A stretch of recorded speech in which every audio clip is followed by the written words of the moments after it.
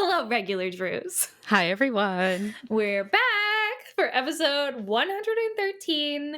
We are covering another Nancy Drew mystery story. This one, Mystery of the Moss-Covered Mansion. Well, aren't you a regular Nancy Drew? I learned that from the Nancy Drew detective. Okay, go. You think you can follow the clues and solve the case of the missing condiment, Nancy Drew? Because I've read every Nancy Drew mystery ever written. Nancy, please tell me you're joking. Wow, you suck at this Nancy Drew stuff. You should get a new hobby. My name is Carson Drew, and this is my assistant, Nancy. Nancy Drew. It's curtains for you, Miss Drew. Nancy Drew strikes again. A regular Nancy Drew.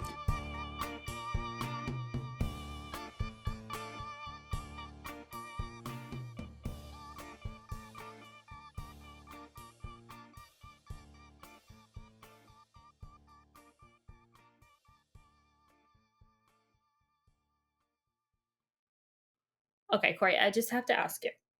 Is it just this one? Or is it all Florida-centered Nancy Drew mystery stories that are this crazy? I think it's all of them.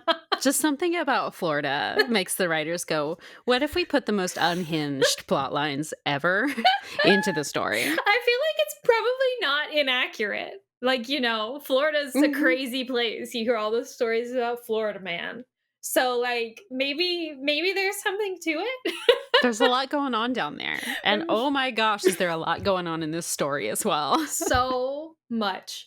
So crazy. So I read the revised text, but you read the original and the revised text? I read both, and I will say that the original is one of those that is so different from the revised that it's basically just a separate story altogether. Wow. I think there's 8 of them of the original text that were revised so heavily that the revised is actually just a different story. Yeah. Like Velvet Mask, obviously, we just had like a few tweaks and all, but ultimately it's the same story. It's completely different. So like it's not even set in Florida. Wait. Yeah. What? Yeah. No, like it's completely different. There's no like oranges or NASA, anything. Well, I mean, I was curious because as I was reading it, obviously the revised text, I was like, some of this stuff, because a lot of it is about technology, a lot of it is about the moon, like going to the moon and stuff. And I was like, how was this handled in 1941? Like, there's no way that they wrote a book about this. So all of this has to be additions, which means what was this about in the original text? It made me super curious. There's a lot of the revised that it could like only happen space race time. You know, it's very much a story of the 70s for sure. Yeah. Yeah, I think at some point, obviously not anytime soon, but at some point we should just come back and just cover the original because it is so different. Okay. If we have time after the summary, maybe I'll give like a quick 5-minute overview of what the original text is like, because there are so many unhinged things that I just need to tell you about them because they're so crazy.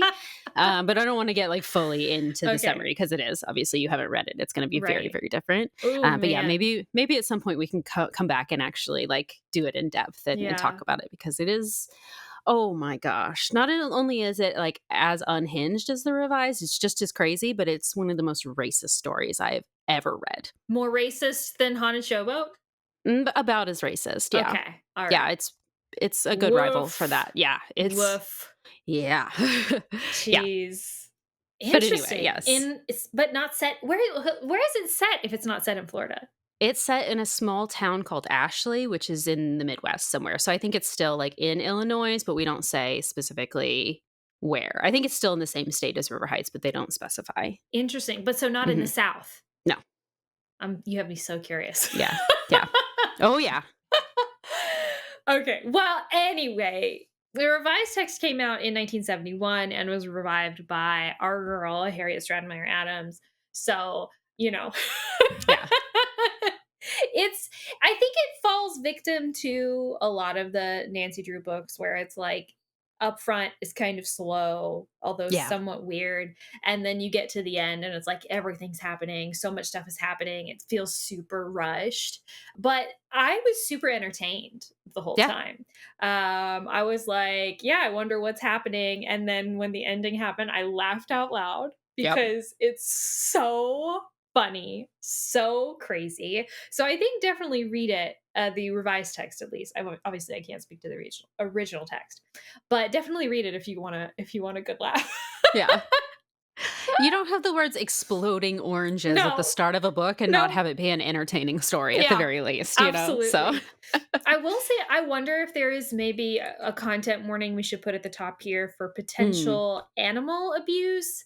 It's kind of vague. There doesn't seem to be any actual hitting of animals or like physically harming animals, but there is talk of them being in very small cages, and there is like a whip yeah. situation. The animal doesn't get hit with the whip, but it's obviously scared of the whip. So that's going on. The original has a gun as well. Okay, great. And there's like Great. implied animal shooting. Yeah. So, yeah. We tranquilize animals. So like just if you're Yes. at all sensitive to that, maybe keep that in mind while you're listening and reading. So Yes. yeah, it did make me very unhappy because I am a little sensitive to that, and I was like, I don't like it. I don't like Yeah. it. But they're also, so this book also, they changed the title, and that was really Yes. confusing to me because I kept writing it in two different ways, and I was like, wait, what is the title? So the original text is Mystery at the Moss Covered Mansion, and the Mhm. revised text is The Mystery of the Moss Covered Mansion, right? Yes. Yeah, that confused the heck out of me because I kept searching for things, so just trying to find like cover art and just like information or whatever, and it was like, How am I supposed to write it? What's the right Yeah. way? Yeah, so for the cover art here, the first or the Tandy one in the first nappy, the scene here is not going to be something you recognize because this is something Right. that only happens in the original text where they're uncovering the money. Uh-huh. But then the second nappy version is the revised text Yeah. cover. Although we kind of have a bone to pick with that one too. Yes. But yeah, so let's talk about the cover art. So yeah, we have a Tandy, which actually I don't know the dates of these, but the Tandy obviously came out in 1941 when the first one when it originally came out, and it's God, such a classic Tandy cover, blue and Hmm. red with yellow and the very primary colors, super saturated. And you've got like Nancy kind of crouched down in a red dress, pulling some money out of a hole in the ground. Or does Nancy Is have the that shovel? Bess? I think Nancy has the shovel. Nancy probably has the shovel. It's hard to tell because they're both blonde. Yeah. Yep. Yeah. So yeah, maybe Nancy's with the shovel because you can see more Well, of her face. I feel like in the second one, Nancy also has the shovel. The redhead has the shovel in the second Oh one, so that's yeah, why I you're right. assumed You're the blue totally dress right. girl is Nancy. Blue dress is probably Nancy, and Bess is probably in the red dress, and then George, classic short hair, suit blazer, no dress. Yes, adorable. Love I love it. that look. Love it. Super cute. Yeah, her hair is like kind of like the slicked back, almost like pin curl kind of style looking. Hmm. And the sleeves are rolled up on her blazer. I love it. I love it so much. And yeah, in the background, I think is the moss covered mansion. Hmm. And we have like this nice forest scene and a moon rising over the hill in a very blue sky. It's gorgeous. Hmm. And then the nappy cover, the first nappy cover, features the same scene, except it's a little bit less forested. The colors are a little less bright, and of course, everyone's wearing a different outfit. Nancy's wearing a yellow dress, Bess is wearing a blue dress, and George is wearing a skirt. Hmm. Sad. With a pink top, actually. Pink top, because of course Yeah. we can't make her masculine anymore. It's in the 50s, which I'm assuming this is when this revised cover came out. And then we have the final nappy cover, which is again more of a visionary style, which is classic of the later nappy covers, which features Nancy front and center, Hmm. in a very like a Margot Kidder kind of Yeah. look out of the front with like this soft 70s kind of hairstyle, flippy out at the ends. And okay, in the book, and this is where I have to talk about, in the book, it says that it's a jaguar that is at the moss covered mansion, and there is a big cat on this cover, but I would argue that that's a panther. Hmm. We did Google search this, regular Drews, because we were so confused about this. Apparently there is such a thing as a black jaguar, so I guess Black leopard? leopard, sorry. Was I Yeah, saying yeah. jaguar? Gosh dang I it. think. Getting my big cats confused. Yeah, no, it's okay. We don't know which cat is on No, this cover. I don't know what cat it's supposed to be. I know in the book it's supposed to be a leopard. A leopard. Yes. Right. Yes. But on the front, it looks like a panther to me, but maybe it's a black leopard. I don't know. Maybe that's a thing. Yeah. And then, so the leopard is like on the tree, and then in the very background is the moss covered mansion. I do have to say, the nappy cover is much more spooky than the Tandy in the earlier nappy cover. Which is ironic because the original text is way I spookier than bet. the revised text. It's supposed to be like a haunted house. It's always storming when we were there. Like, Yeah. it's much more atmospheric. Well, and so I have to give credit to Nappy, right? Because Yeah. he clearly knows what he's Mm. doing. I love the house. The house is Mhm. gorgeous. It's so pretty. So pretty. Has nice windows. I'm not in love with the color. The colors are very kind of like pale and washed out, kind of yellowy on the nappy cover. But I will say something super interesting about it. And it's kind of hard to tell. And I don't know if this is an issue with my printing or if this was on all of these books and this was just the style of the cover, but it is super blurry. Yeah. It's really like the lines are not well defined. It almost looks like it wasn't printed correctly, but I'm sure it was because your flashlight edition looks the It's blurry same. too. Yeah. So like you think they would have corrected it if it wasn't intended to be that way. But like it's super trippy. And it feels like almost like you're kind of like on drugs looking at this cover. That's how I felt reading this book, so it fits. Yes. Absolutely. That's exactly what I was gonna say. It's like this whole thing is a fever dream, and the latest nappy cover clearly expresses that. Yeah. So yeah. Okay. 3 words. Oh, I feel like outer space or like rocket ship, NASA. I say spaceship, NASA. Well, maybe just space because because I think the ending is not just about NASA. Maybe rocket. Right. Maybe we should say rocket. Rocket ship. Yeah. Rocket ship. Let's say rocket. There's so Exploding many oranges. crazy things that happen in this book. Yes. Well, I wonder if we should just say explosive. Maybe we should just say explosives instead of rocket or oranges Because it's all detonated. it's all being exploded. Yeah. Okay. Explosives. Explosives, and then I think wild animals. Definitely. So random.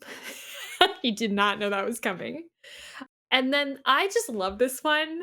And even though it's not that big of a piece of the book, but I definitely want to say sausage tree. That's actually like bigger than you think it would be in this story. It comes up a couple times. It does. I think it works. Sausage tree. Or we could, if we wanted to, we could just say trees in general because there is a lot about the orange trees as well. That's true. So we could say like explosives, wild animals, and trees, which doesn't sound super exciting. I gotta be honest, but like it is. Yeah. It really is. General Florida swampy outdoorness. Yeah. Okay. Sausage trees or just trees, explosives, wild animals. Wild animals. Yeah. There you go. That is the mystery in the moss covered mansion. That's it. That's the end of the podcast. Goodbye, everyone. Yes. Good night. Have a good day. No, I'm just kidding. Okay. We ready? I think to so. dive in? Let's do it. Okay. So we start off in chapter 1, and actually Carson has a case. He's like looking at some personal ads in the newspaper, and he's looking at something that he finds suspicious. It's actually in a Florida newspaper. It's not a River Heights newspaper. It's from a newspaper from Florida. And he shows these personal ads to Nancy because he thinks they might be in code and somehow related to this case that he's working on. Nancy like looks at these for like 5 seconds and immediately solves this quote unquote code, but they are like interrupted by a car crash outside. And it's Bess and George getting into an accident outside because they were on their way here coming to stay with Nancy, and they got hit head first by this guy in a car, and they're fine. The guy's not fine. He has to go to the hospital. He's like unconscious. But that's literally it. Like that doesn't there's nothing happens. This is not related to the mystery at all. The man just goes to the hospital and Bess and George are fine and we just move on. I definitely thought this was going to be sabotage, that he intentionally hit them or something, like it was going to come back somehow. That's how it always happens at the beginning of a Nancy Drew, because some random event, some random occurrence somehow ties into the mystery much later. No. And I swear, I do wonder if it was a mistake. Like, if they Oh. meant to, like, they meant to make it tie it in, but they were just like, they couldn't figure it out, or just like, never mind, or just Yeah. genuinely forgot. Oh, Oh gosh. yeah, they got in an Ugh. accident. And ooh, well, whoops. Because it doesn't mean anything. Whatever. Anyway, the next day, they get back to the personal ad situation, and Nancy explains that she solved this code in the personal ads by reading every fourth word. So, what seemed like nonsense sentences actually read as son wishes money. And then another one, which also looked weird, reads as natural antidote special asthma, which also sounds like nonsense until you realize that actually, if you just look at the first letter of each of those words, it spells NASA. This still seems kind of like a stretch to me, but for some reason, Yeah. Carson is like sure that this confirms that these personal ads are related to his case somehow. Okay. And we learn that the reason is because this case that he has to do with the Kennedy Space Center in Florida receiving a shipment of oranges that contained explosives. Perfect. Yes. We learned from Carson that his client, Mr. Billington, was like arrested for this occurrence, but he's innocent. But he owns this orange grove on Merritt Island in Florida where the oranges came from, except not, we learn later. So Yeah. I don't know why we say that. But it seems as though whoever delivered these oranges claimed to be Mr. Billington himself and even like forged Mr. Billington's signature. So that's why they thought it was him. So Mr. Drew wants to go to Florida, one, to engage a lawyer down there because he's not licensed to practice law in Florida. Love this little bit of detail. Seems Yeah. very realistic. Thank God. But how is Mr. Billington his client if Mr. Billington is in Florida? I don't know. I think he's like a friend, and so Mr. Billington like called that's right. him, but he You're does right, call yeah. him his client multiple times. So maybe he engaged his services in River Heights for something. Because Mr. Billington Oh. does own a business, and I think he has business in other states. So maybe he's like a client of Carson's for some other reason, like an existing Oh, client, gotcha. maybe. Mhm. Carson also a lot of times calls his clients his friends. Yeah. Just in like context, like a friend of mine who turns out it's actually his client, and so it's a Right. little bit of a gray area, I think, for Carson. Anyway, and so to go hire someone in Florida, and to also, of course, to find out who actually sent the explosive oranges to NASA. So, of course, he asked Nancy to go with him, and by extension, Bess and George, and Hannah. Hannah gets to go. Oh my gosh, yes! Hannah Finally. gets to go on this trip with us. She is a main character. She stays in the story. So happy about it. Forgot to mention that. That's easily one of the best parts of the book. It's just Hannah's Easily. here more often. Yeah. So it doesn't take long to arrange this trip. In fact, apparently Mr. Billington, who is like currently out of the state on business, like he's not in Florida right now, but he got permission from the authorities to leave the state because he was under suspicion of a crime. It's very weird. I feel like if you try to blow up NASA, you're not going You're anywhere. not going anywhere. You're in some CIA detention facility, probably. Right. It's 1971. It's 1971. But anyway, I think the whole reason why they made him like be out of state on business was just so that he wouldn't be home and they could use his house. Oh, yeah. And his car. And Yeah. his car without it being an issue, because that's what we're going to do. We're going to go stay at his house while he's not there. He does tell us, Mr. Billington tells us, that the only people at his house currently are a caretaker and his wife, and their names are Anton and Tina Rosardo, and that's going to be important later. We also learned that Ned's parents have a summer home on Merritt Island as well, just like coincidentally. And so they're going to go down as well, the Nickersons, and they're going to invite Ned, Bert, and Dave to stay with them. And so they're all going to have like this big house party together, and everyone's super excited because, of course, we have to couple up. We have to. We can't How convenient. not have a mystery where it's just girls investigating. We also have to have the guys along. Oh, yeah. Gag me. Okay. But anyway, we fly to Florida, we arrive at the airport, and we wait for the Rosardos to pick us up because that's what we arranged to do. But they just never show. So Nancy and everyone have to take a taxi to the house instead. And they like show up to the house at the same time as the Rosardos because apparently there was just some kind of confusion about like what airport they were going to. And so the Rosardos went to the wrong one to pick them up. But this, I think, starts them off on a really bad foot. Yeah. It's either that or the Rosardos are just like naturally unfriendly because they refuse to like make them dinner. Oh God, it's so awkward. It's so painfully awkward, this whole situation, because part of this book is like clearly we're trying to paint the Rosardos as being these horrible, terrible people. Like, they're like lazy, they're not doing the work that they're supposed to do. Later, they're gonna like, after like Hannah ends up making dinner here, and the Rosardos take like huge portions of food for themselves. They take half of like the apple pie that Hannah made just for themselves. Nancy is so mad about the pie. She's like, how dare they? Which is like, to be fair, yeah, that's kind of rude. Yeah, absolutely. But it's the awkward part to me is like the expectation of the Drews to like be waited on by these people who are not their employees. And we'll talk more about that later probably, but there's a lot going on there. There's like a lot to unpack between the relationship between the Rosardos and the Drews who are visiting. I think they even say like the Rosardos were not aware that this many people were coming, and they were told that it would like just be Carson, and now they're having to clean up after like 5 people. Exactly. Yeah. So part of it is that Mr. Billington didn't mention who all was coming, and he also didn't tell them that they had any responsibilities to like look after these people or anything like that. And then also Tina, Anton's wife, is like ill. Like I don't know if she is disabled or like what's going on, but like she's frequently kind of like down, and so Anton is kind of like protective of her and doesn't like that like these people who've come are like expecting her to like serve them, which is like super fair. Like, yeah, I would be pissed off too if my employer like invited these people over no notice. Like he was gonna be gone. They thought they were probably gonna have a nice, easy couple weeks or whatever, and then suddenly they're there. There's these people there who are acting like bitches and like being rude and all of this stuff.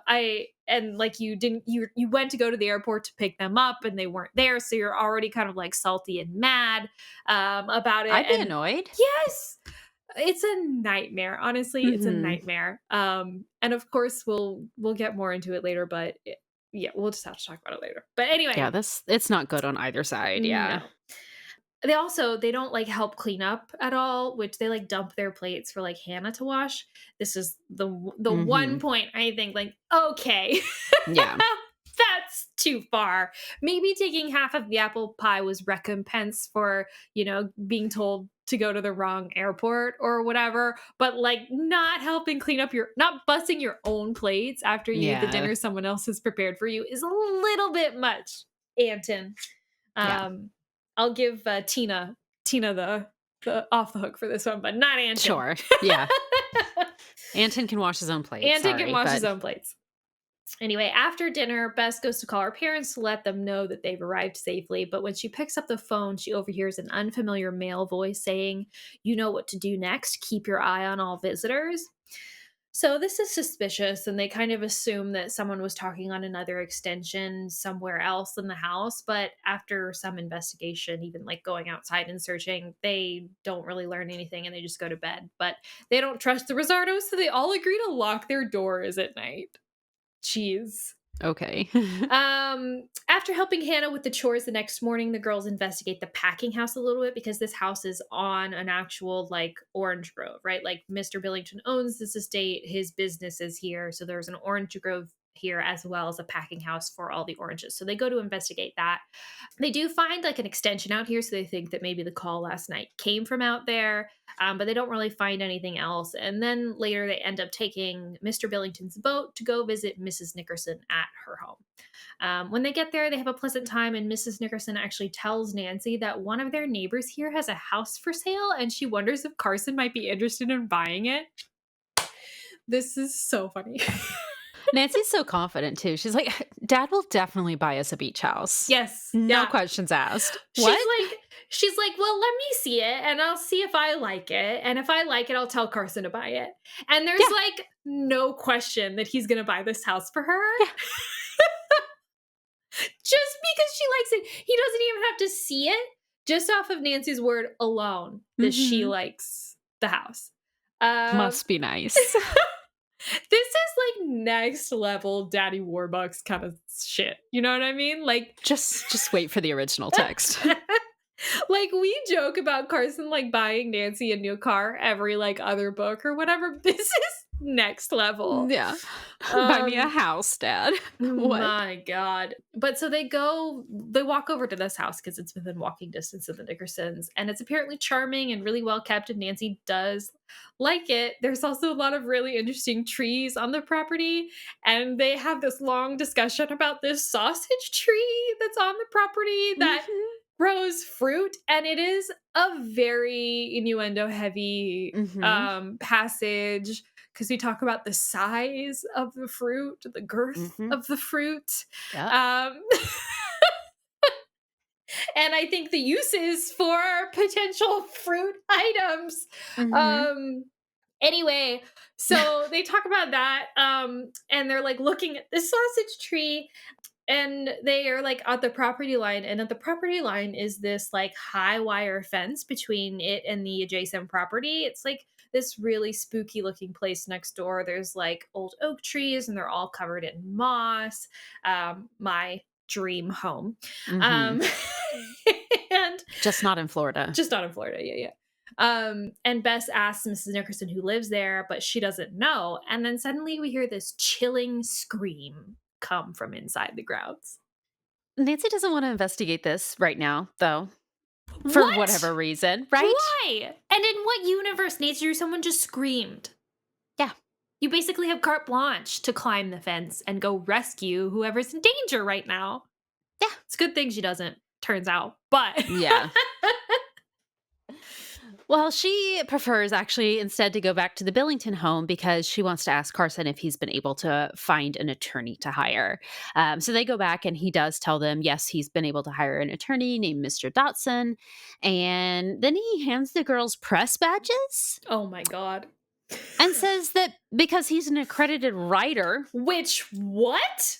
Yeah. And so Nancy even asks, or one of them asks about this. And he's like, yeah, because I've written so many law things. Like, I'm an accredited writer. That makes me eligible for a press badge. Okay. Nancy Drew truly is Carson 2.0. Right. Random skills. Oh, by the way, I have this entire other career. Didn't you know? Yeah. Didn't you know I go to art school? Didn't you know? No. Oh my gosh. That's actually something in the original text that happens too. But anyway, that's so funny you said that. But yeah, so he's gotten us 6 badges because he wants Nancy, Bess, George, Ned, Bert, and Dave to all get to go watch the rocket launch for the moon that's happening next week at the Kennedy Space Center. So that's very cool. And so in the meantime, they and Hannah all go tour the Kennedy Space Center, and it's very impressive, and it's really cool. They get to see all the model rockets and satellites. And as they're doing this tour, they end up losing Hannah in the building somewhere. Carson goes ahead with the rest of the tour, but the girls stay behind to look for Hannah, and eventually they do find her. Actually, she'd wandered off to go find a relative of hers that works at the Space Center. His name is Herb Baylor. I guess she didn't realize he worked here, so she saw him and stopped to talk to him a little bit. And we actually learned that Herb was very near to the truck at the time that they found the explosives. And near the explosives, somewhere he found a piece of a newspaper that contains this personal ad. And when he reads it, it sounds like one of those codes that Nancy found in the newspaper at the start of the story. And so when she decodes it, she learns that it says, "Son, ready for action." So some father-son team is working on something, it sounds like, from all this, but we don't actually know what this means. So they go back to the Billington house for dinner, and they end up noticing that several of their pictures are missing. They go around the house, and actually multiple pictures are missing. This reminds me Yes. of, was it the Avalanche Express where Joe Mhm. gets the picture of him and Frank Mhm. and Fenton stolen out of his suitcase? Kind of a similar thing here. They all have like group pictures of themselves that they travel with. And so someone has stolen pictures of her, Bess, George, I think Ned and Hannah and Carson as well. Who does that? Who travels around with photographs of, like, their friends and family? Must have been a 70s thing. I Was don't that a know. thing? Okay, listen. People who were alive at that time, please tell me, was that a thing that you guys used to do? Did you used to travel with photos? Why? Was it I just mean, because, like, I mean, I understand if it was like an extended period of time. Like if you were going to be gone for months or something, like, sure. yeah, you might want to, have some photos with you or something. And I understand that, like, today, obviously, people wouldn't do that because we have our phones and most of our pictures are on our phones.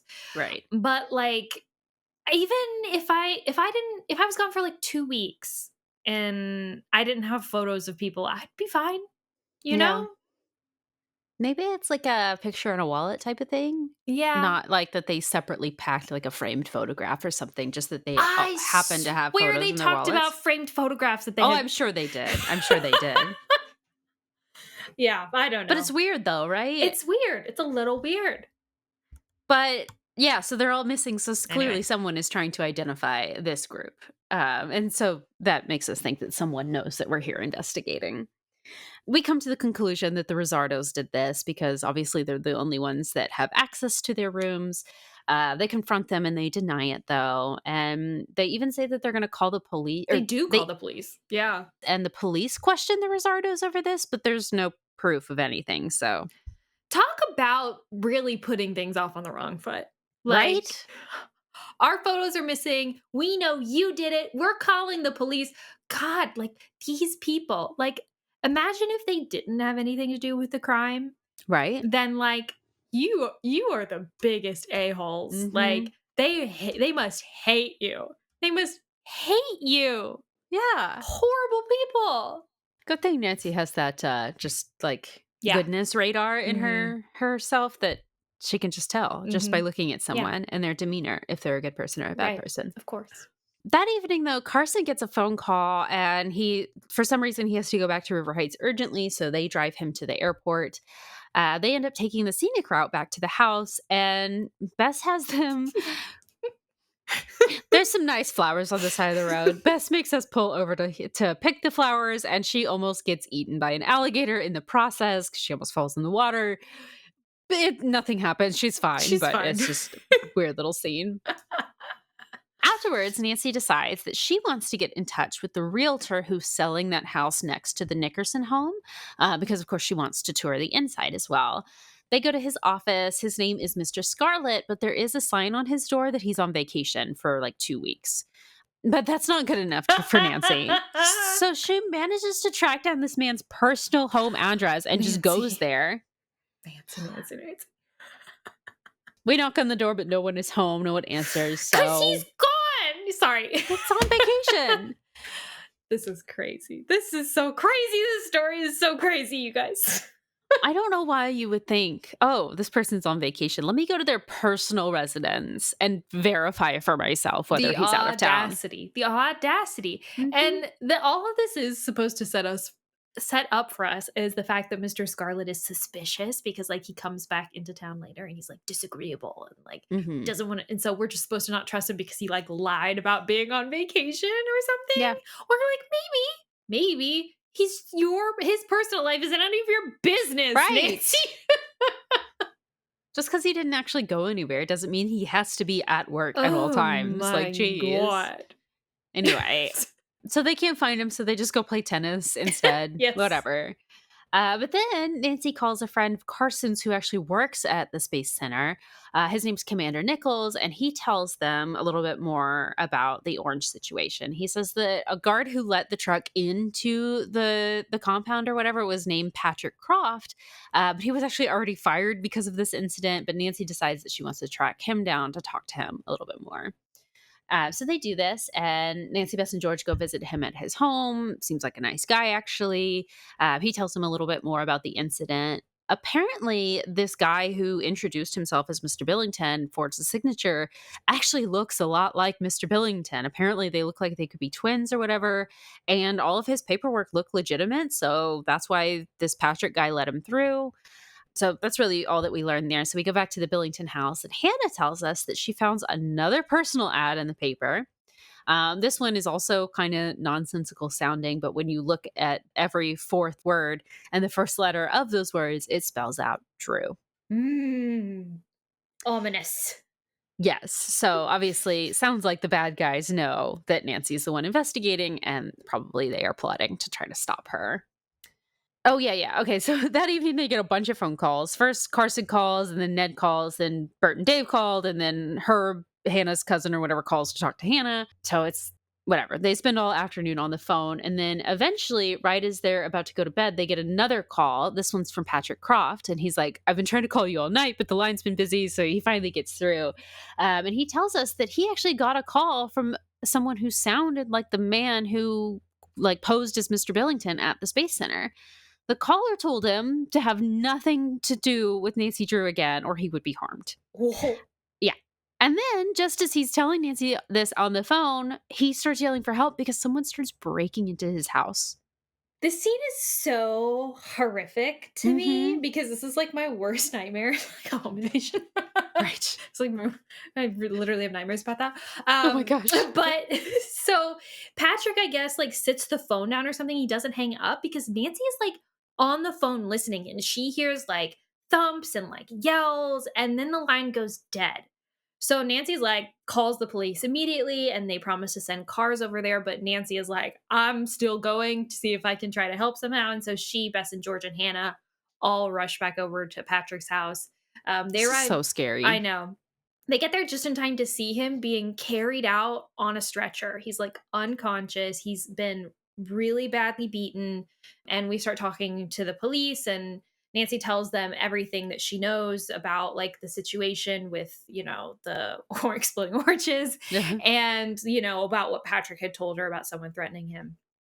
And the cop, like she's talking to, tells her that they managed to get, oh, this is crazy. They managed to get a footprint that looks like it was from the intruder, but that the person must have been wearing flippers. Because it's like a flipper footprint. And so they're wondering if the intruder was a snorkeler. And you guys, the mental image of someone fully kitted out in like scuba gear with big flippers beating up someone in their home is like some Monty Python level comedy. It also doesn't matter. This doesn't tell us anything. This is not a future clue. We don't find out that one of the criminals is a snorkeler. This never comes back. Why are we putting this in there? Why is he wearing the flippers? Why is he wearing flippers? Why oh my gosh. is he wearing flippers while he attacks someone? Okay, there are a lot of instances in this book and a lot of Nancy Drew books where like the intruder tries to like disguise their footprints by wearing stilts or wearing shoes that are too big. I think there's literally another instance in this book of that exact same thing happening. Yeah, I think so. I'm sure it's just a situation where they're trying to disguise their footprints because apparently, you guys, back in the day, footprints were a big old deal when you were investigating a crime for some reason. I guess this is before we used fingerprints, except it wasn't because it was in the 70s. Whatever. Yeah, they take a cast of the other footprint later, don't they? And they use that. What is this supposed to prove? What is it supposed to prove? Someone explain to me. That you bought flippers? That so many people own flippers. Anyway, who saw? At least it's not a wig. Although there will be a wig later. So there is. There's a wig at the end. Yeah, they find a wig. I forgot this. We'll get there. We'll get there. God. Okay. Yeah. Well, anyway, he's a snorkeler. Whatever. It doesn't matter. And then the cop brings up like the most random aside because he like learns that Nancy's in town visiting. He's like, oh, by the way, since you're in town, you should go to this museum. It's called the Real 8 Museum of Sunken Treasures. It's like, now's not the time to be talking about tourism, dude. This guy just got beaten to the point where he's like, we're not sure he's going to be okay. By the way, we never learn if he's okay. Right. He just totally disappears from the story. But like the cop is just like, by the way, go to this museum. It's great. Thanks, bro. Thank you for the recommendation. And of course, we do go there later, but it's like just so wild. I will say, I did learn that this was a real museum that existed in Florida in the 70s. Yes, it no longer exists. I believe today it is an adult toy store. But it was a legitimate museum. And I only learned that by like one commenter on this like random forum who was asking about it. It was real. And he remembers it from his childhood. So, yeah, that's cool. Just FYI. Anyway, so they go back home and Nancy decides to call the attorney, Mr. Datson, to tell him about what just happened. But when she picks up the receiver to the phone, she hears someone talking from another phone in the house, and it says, or they say, got it straight, our day, and then they hang up. So no one is like on the upstairs line. And so they assume that whoever this is called from the packing house. And right as they're like talking about this, Anton comes in the back door. So they're like, we know it was you. And Nancy is like, tell us what our day is. And he gets so mad at like this confrontation that he takes Nancy by the shoulders and starts to shake her like really hard. And George like has to like intervene, interrupt him. And Judah flips him to the ground to rescue Nancy. Thank you, George. And at this point, Tina comes downstairs and they're like, you know what? We should probably all have a talk. We should chat. And so the Rosardos explain, that they resent Mr. Billington because, like we said before, he apparently never told them that they would be responsible for looking after them, and he just said they would be visiting, and Tina's been ill and she can't take care of so many people. And Anton explains his our day thing because he says that they're like planning a surprise party for one of their friends' wife whose name is Ruth, and they're just like calling it our day. Okay. I mean, it seems plausible to me, but this is apparently the explanation for why they've been acting the way they've been acting. But Nancy's, of course, still suspicious, and of course we still all hate each other, so our talk didn't really accomplish anything. The next day, Nancy decides to try to go get the key to tour the inside of the home that Mrs. Nickerson showed her. And she goes back to the real estate office of Mr. Scarlett, thinking she'll try to like talk to some neighbors to like figure out where he might be so she can try to track him down. Nancy, get a grip. You loser. What are you talking about? But when she gets to his office, he's actually in it. But he's like resentful of Nancy showing up because he says he's still on vacation. Then lock your door and don't answer it when someone knocks, my guy. Yeah. And also, he doesn't owe you anything, Nancy.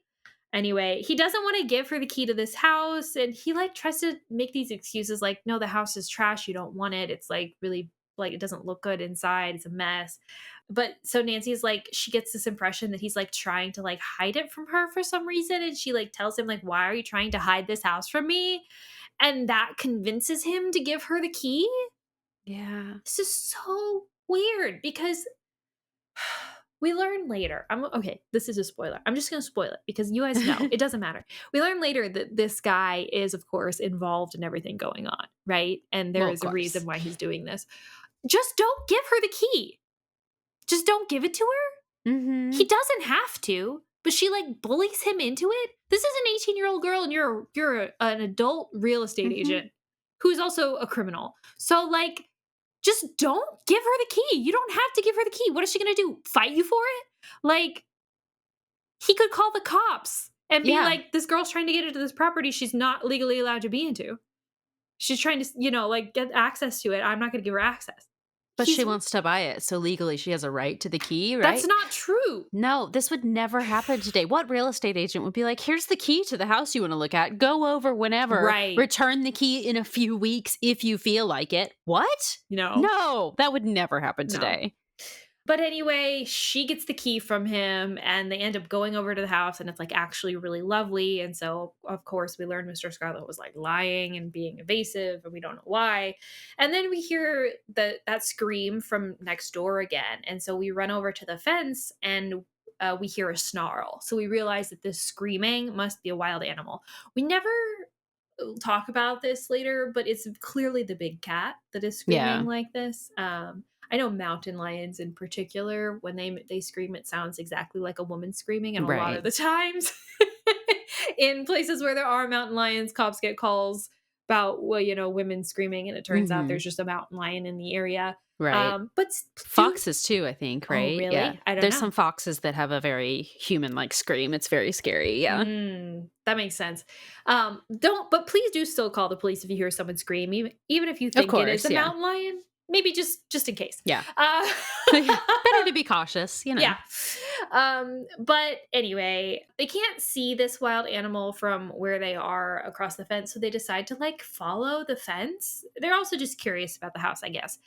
And it turns out to be like a pretty serious trek. They're like tramping through like the swamp and like the wilderness that's like behind this house. I have no idea where this Yeah. neighborhood is, but that's Yeah. pretty crazy. And they get like almost like all the way to the back of the house or something, and they finally look over and they see like a ton of wild animals just like out there. There's a lion. They talk about a jaguar. There's like, I think there's like a giraffe. Like, there's like seriously exotic wild animals out there just roaming free. And then the wild animals spot the girls and see the girls, and they start charging the girls, charging the fence. And the jaguar starts to climb the fence to get to the girls and would have made it over the fence had it not been for like this animal trainer guy dressed in safari gear who shows up randomly with a whip and starts like whipping the fence to make the fence like vibrate or something and freak the jaguar out so it climbs back down. What's going on? And somehow this is their fault that he's letting all these Yes. wild animals mingle together in this big open field. The animal trainer's like mad. He's like, go back where you came from. What are you doing here? And it's like, yeah, the girls are kind of at the back of the property, but they're not on your property. Also, Right. like, my guy, if the jaguar can climb the fence, get a better fence. Right. Like, Get some barbed wire up there or something. this is your responsibility to these animals to not let them be able to escape. We talk Or about attack this each later. other. Yes, I can't imagine Jaguar sees a giraffe or something. Is not going to be like, I wonder what that tastes like. You know what I mean? Like, Yeah. I don't know. That seems crazy. It's crazy. Or the jaguar could kick the F out of that thing too. Like, they could all hurt each other. This Yeah, is insane. easily. This is insane. This is insane. Yeah. Anyway, so he talks about how he sells the animals to a circus because the girls like question him about it. But Nancy's like, oh, trainers only exhibit their animals in circuses. They don't sell them to circuses. I don't know how Nancy knows this. I don't know why this matters. It's so crazy. Anyway, the girls like pretend to go back the way that they came. But then once the trainer leaves, I guess along with the animals somehow, he corrals them away. They continue on their way and try to loop all the way around the property. And it turns out this is like really far. I guess I don't know how big this property is, but it must be like 20 acres or Yeah, something. seems Like huge. seems huge. But eventually like they come up upon the house. They see the house that's on this property, and they see the animals that they saw before sleeping in cages. Anyway, they also see a car and that's like driving out of the property or into the property, I don't remember, and Nancy takes down the license plate. When they finally make it all the way around the property and back to the road after there's a short like quicksand incident with George, I think, Nancy like tells them all to get down because she sees Mr. Scarlett's car pull up to this moss-covered mansion property. So they hide so he doesn't see them, and he drives up to the moss-covered mansion. Seems like he probably knows the people that lives here. So they return to the Billington house, especially because George needs a shower after that quicksand incident. And Bess actually managed to like grab an orange off of one of the trees on the moss-covered mansion property. Something about needing a snack later or something. And she pulls out this orange from earlier, and they determine that the oranges that were shipped to the Space Center to explode were not the same type of oranges that Mr. Billington grows. And it's also not the same species of orange that Bess found at the moss-covered mansion property. So we still don't know where these oranges are coming from. But anyway, they have lunch. And then after that, the lawyer, Mr. Datson, calls Nancy and tells her that he received a strange note slipped under his office door. The weirdness just keeps happening. I keep Yeah. forgetting about all these little things, and it's, like, so weird. Yeah, it just says, "Can a mouse with a brain of jelly capture a lion with nerves of steel?" Which just doesn't make any sense. Are But we it's just not a guessing? code, it's just someone's goofy message that they just left to try to be threatening, but I'm sorry, if I received that as a threatening note, I think I'd laugh. Yeah. It's like, "Are you the lion, Mr. Bad Guy, sir, note writer? Is that you? Am I the brain of jelly Being mouse?" a jetty. What? Yeah, so obviously Ugh. when you take every fourth word of that, it doesn't mean anything, so whatever. The only thing Nancy can think of is maybe the lion is a reference to the lion at the moss-covered mansion, but even then, is it like a threat to keep us away from the Space Center? Whatever. But so she thinks that this means that the moss-covered mansion mystery is related to the Orange Space Center mystery. Maybe. Loosest connection you can think of. Yeah. But then the fire alarm starts going off, and the Rosardos start rushing downstairs screaming about the fire. So everyone evacuates the house, but they realize they need to go back inside, call the fire department. So they do, and Bess is even like, wait, what if this is like a ruse to get us away from the house so that they could steal, maybe, whoever, whatever. So they go back, they lock all the doors and windows, call the fire chief, whatever, and then they come back to try to help with the fire. There is actually a fire, so whether or not this is a ploy, we don't know, but they do kind of jump into action here, grab some water buckets, and there's some sexism. A Mhm. man tells them that girls can't be useful in this situation, so they prove him wrong and help put out some of the fires. Yeah, Bess and George and Nancy almost like pass out from smoke inhalation at some Right. point because they're running around so much trying to help with everything. But then the fire department does eventually show up and they're able to get all the fires extinguished.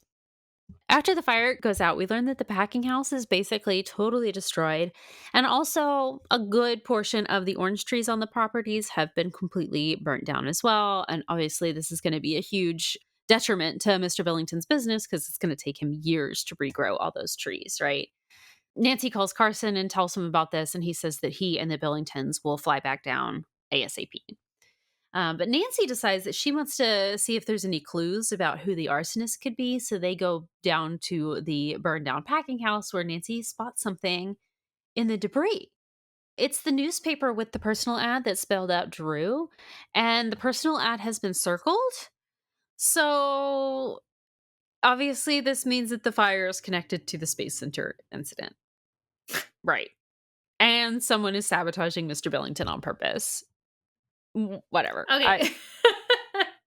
That evening, Nancy and George go pick up Carson and the Billingtons at the airport, and Bess and Hannah stay at the house. While they're at the house, there's a knock on the door, and it's Mr. Scarlet, and he is really aggressive and disagreeable and demands the key because he says that the owner the owner of the house Nancy wants to buy, he's decided to take it off the market, and so Mr. Scarlet is here to get the key back. And Bess and Hannah are like, well, Nancy took it and hid it. We don't know where the key is, so you'll just have to come back later and ask her for it. So he leaves or whatever. And then as Nancy and George are driving, they see a car furiously speeding up behind them. And it's Mr. Scarlet. He has like driven up and like found them on the road and caught up to them. I don't know how No. he knows where they were driving to, but he makes Nancy pull over and she doesn't have the key like physically on her right now. And she sees that Mr. Scarlet's trying to be weird or whatever. So she basically just decides that she is going to call the owner of the house that's for sale and verify that it is indeed been taken off the market because she doesn't trust this guy. Yeah. At this point, though, a police officer comes out of nowhere and pulls him over for speeding. So he gets a ticket, and Nancy is able to drive away during this. They get to the airport, though, and Nancy. Oh my gosh, this is so scary. So when they get to the airport, everyone is really, really anxious in the lobby, and she learns from other people waiting that there's apparently an issue with the plane that Carson's on right now. The landing gear was damaged, so they have no way of landing this plane. But the pilot is like an expert lander or whatever and lands it without any issue, and everyone applauds, and thankfully everyone is safe. No problem. But then Carson and the Billingtons come off the plane, and Nancy fills them in on everything that's happened so far, including the fire and her suspicions about Anton. So they go back to the house, and the next morning, Nancy calls the police and learns that the moss covered mansion is owned by someone named Fortin.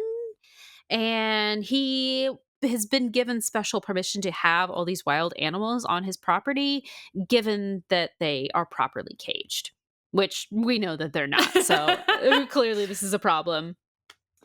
So Nancy, Bess, and George decide that they are going to track down some information about specifically which oranges were the oranges that made it into the Space Center.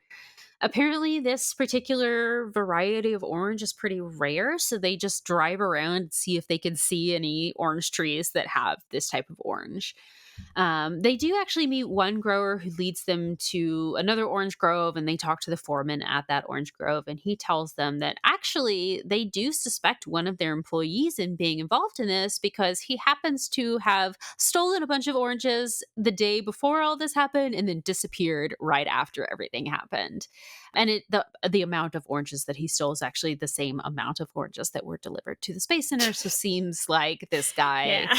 stole all the oranges and used them for the explosions. So we asked for a picture of the guy, and we see he shows us a picture of him, and it looks exactly like Mr. Billington, like they could be brothers or something. But this man's name is Max Ivinson. And so we head back to the Billington home, but on the way there, we decide to stop at the Nickerson home. And Nancy tells them how much she would like to see the inside of the moss covered mansion. And Mr. Nickerson says that actually he has a friend who is an animal control officer.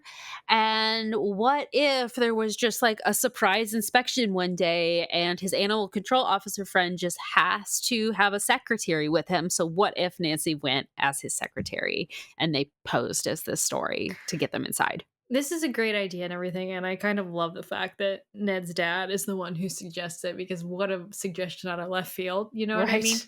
But also, like, I'm rolling my eyes so hard at the Mhm. fact that Nancy is able to finagle this situation. Mhm. Anyway, so yeah, so they arrange this, and there's like some preparation, and lots of people are expressing concern about like Nancy going in there and like being near all these like wild animals, but it doesn't matter. Nancy shows up at the mansion ready to go in with this animal control officer. He even like gives her like a steno pad to like make it look like she's truly a secretary. Very funny. They go in, and they knock on the door, and they're let in by someone who's not the animal trainer from before. So we assume that this is Mr. Thornton, and he shows them all around. Seems like everything is in order with the animals. They seem to be healthy, well kept, and clean cages. But the animal control officer, much to like Mr. Thornton's annoyance, insists on seeing like every floor of the house, which is like, I don't know if this is legal. But so that he ends up taking them up to this tower where there is an observatory. This is the coolest Yeah. thing. Talk Yeah. about being my dream home. Like an old Victorian spooky house with an observatory. Do you Give think it's it that to window? me. Oh, it must be. It must be. It's like That's even so like cool. a different color than the rest of them. It's like Mhm. darker. That's so cool. Corey was just pointing to the cover at the latest nappy cover with that little, the kind of tower bit with that Mhm. window. We think maybe it's there. That's so cool. Love it. And Nancy looks into this telescope in this observatory, and she sees that it's trained directly onto the rocket at the Space Center, the rocket that's going to be launched to the moon like next week. I mean, like, if I had a telescope and there was going to be a rocket within telescope viewing distance, I would also look at it. Of course. I don't think this is that suspicious. I would be interested.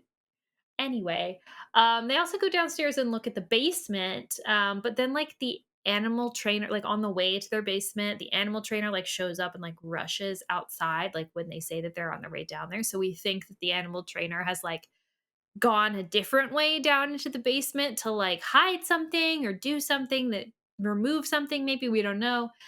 But whatever, we go down there, and then we see like tons of trash and furniture that's like piled up along the walls, and Nancy kind of like leans up on like a desk, like accidentally on purpose, and like Mhm. knocks it over, and the pile comes crashing down on top of her. I mean, she's fine. But like Thornton and the trainer, whose name we learn is Longman. Longman.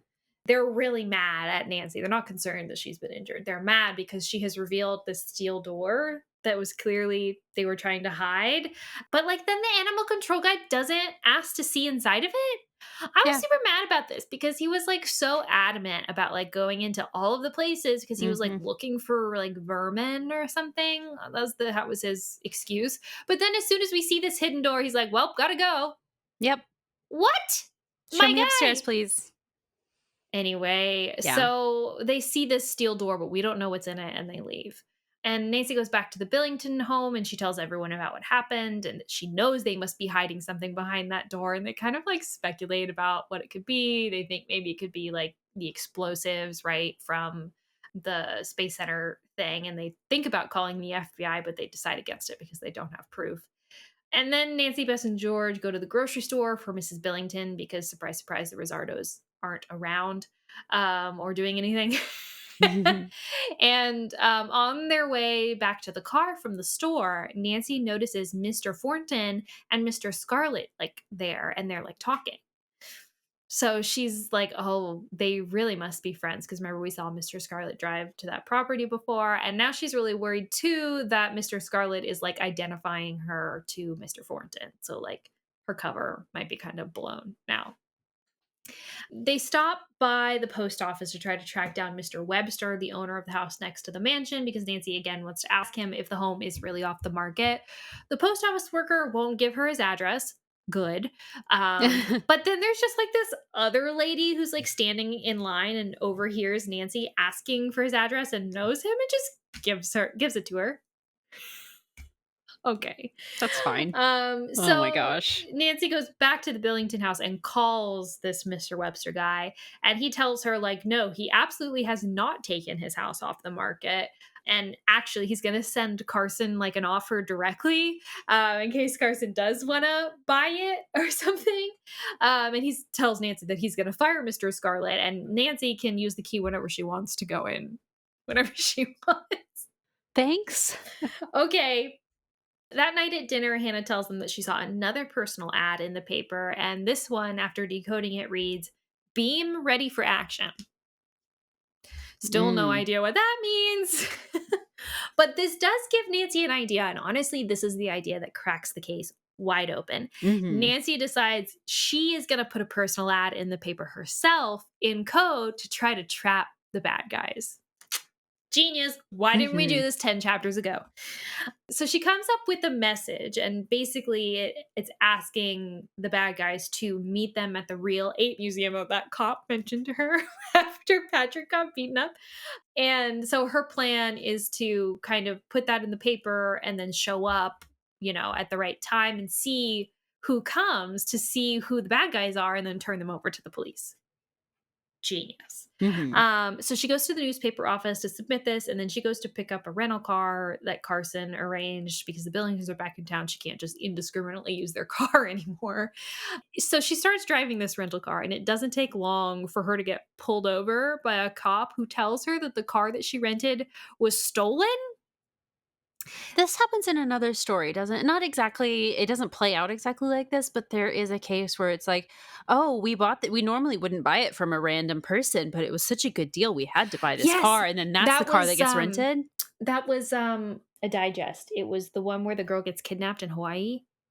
Yes. Not the Sinister Paradise. It was Sinister Paradise. Nancy Drew okay. files Sinister Paradise. That's what it was. Okay. Yeah. Sorry. Anyway.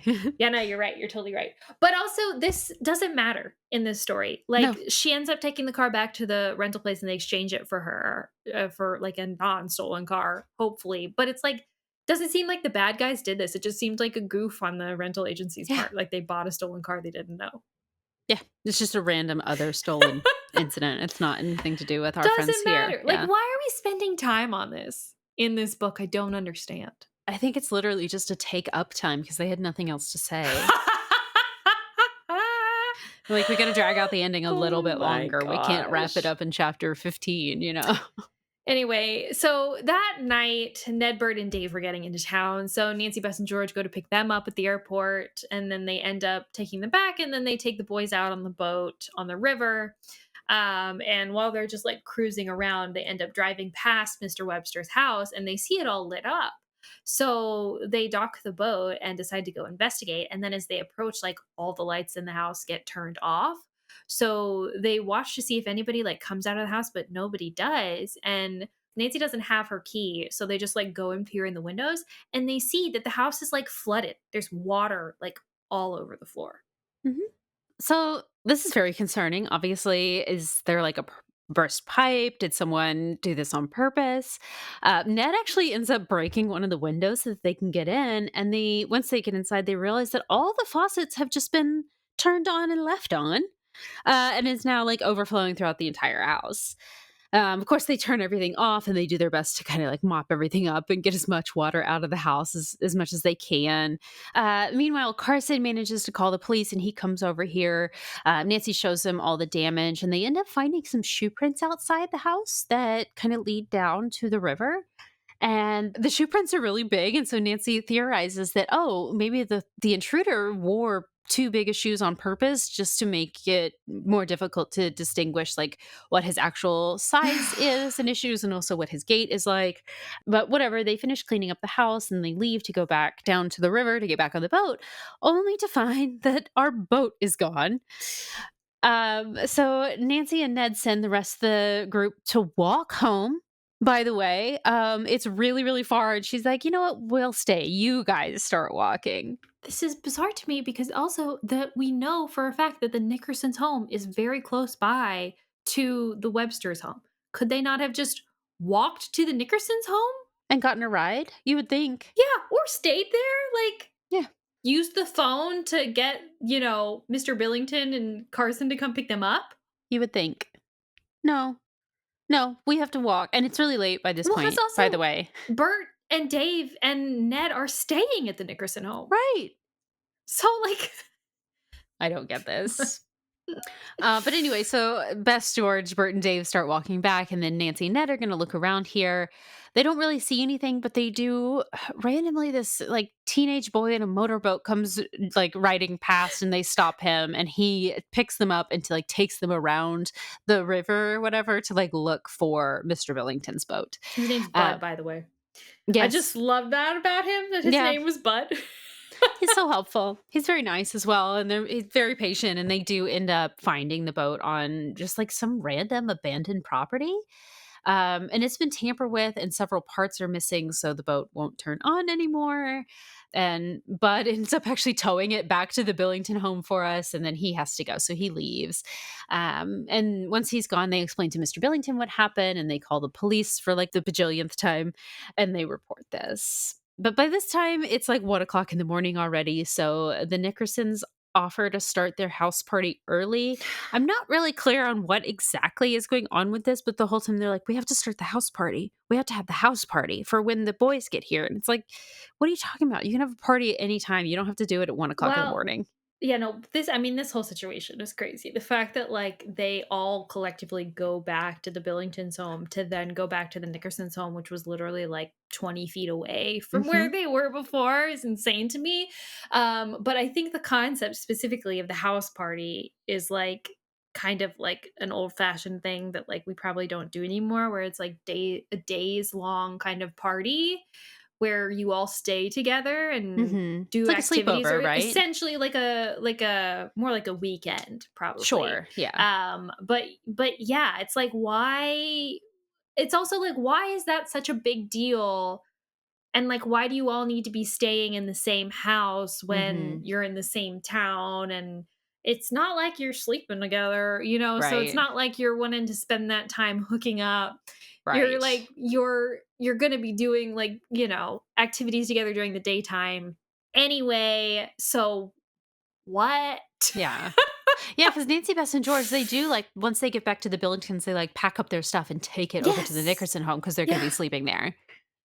It's like y'all are together this entire vacation anyway. I would understand if it's like, oh, we want to move out of Mr. Billington's house because he's home now, and like, right, we don't want to get out of his hair. It's kind of awkward to like stay there with a guy maybe you don't know, and it's maybe more comfortable to stay with the Nickersons. So if you're Nancy, you've probably known for years, So, but like, yeah, I don't. It's weird. It's a weird situation.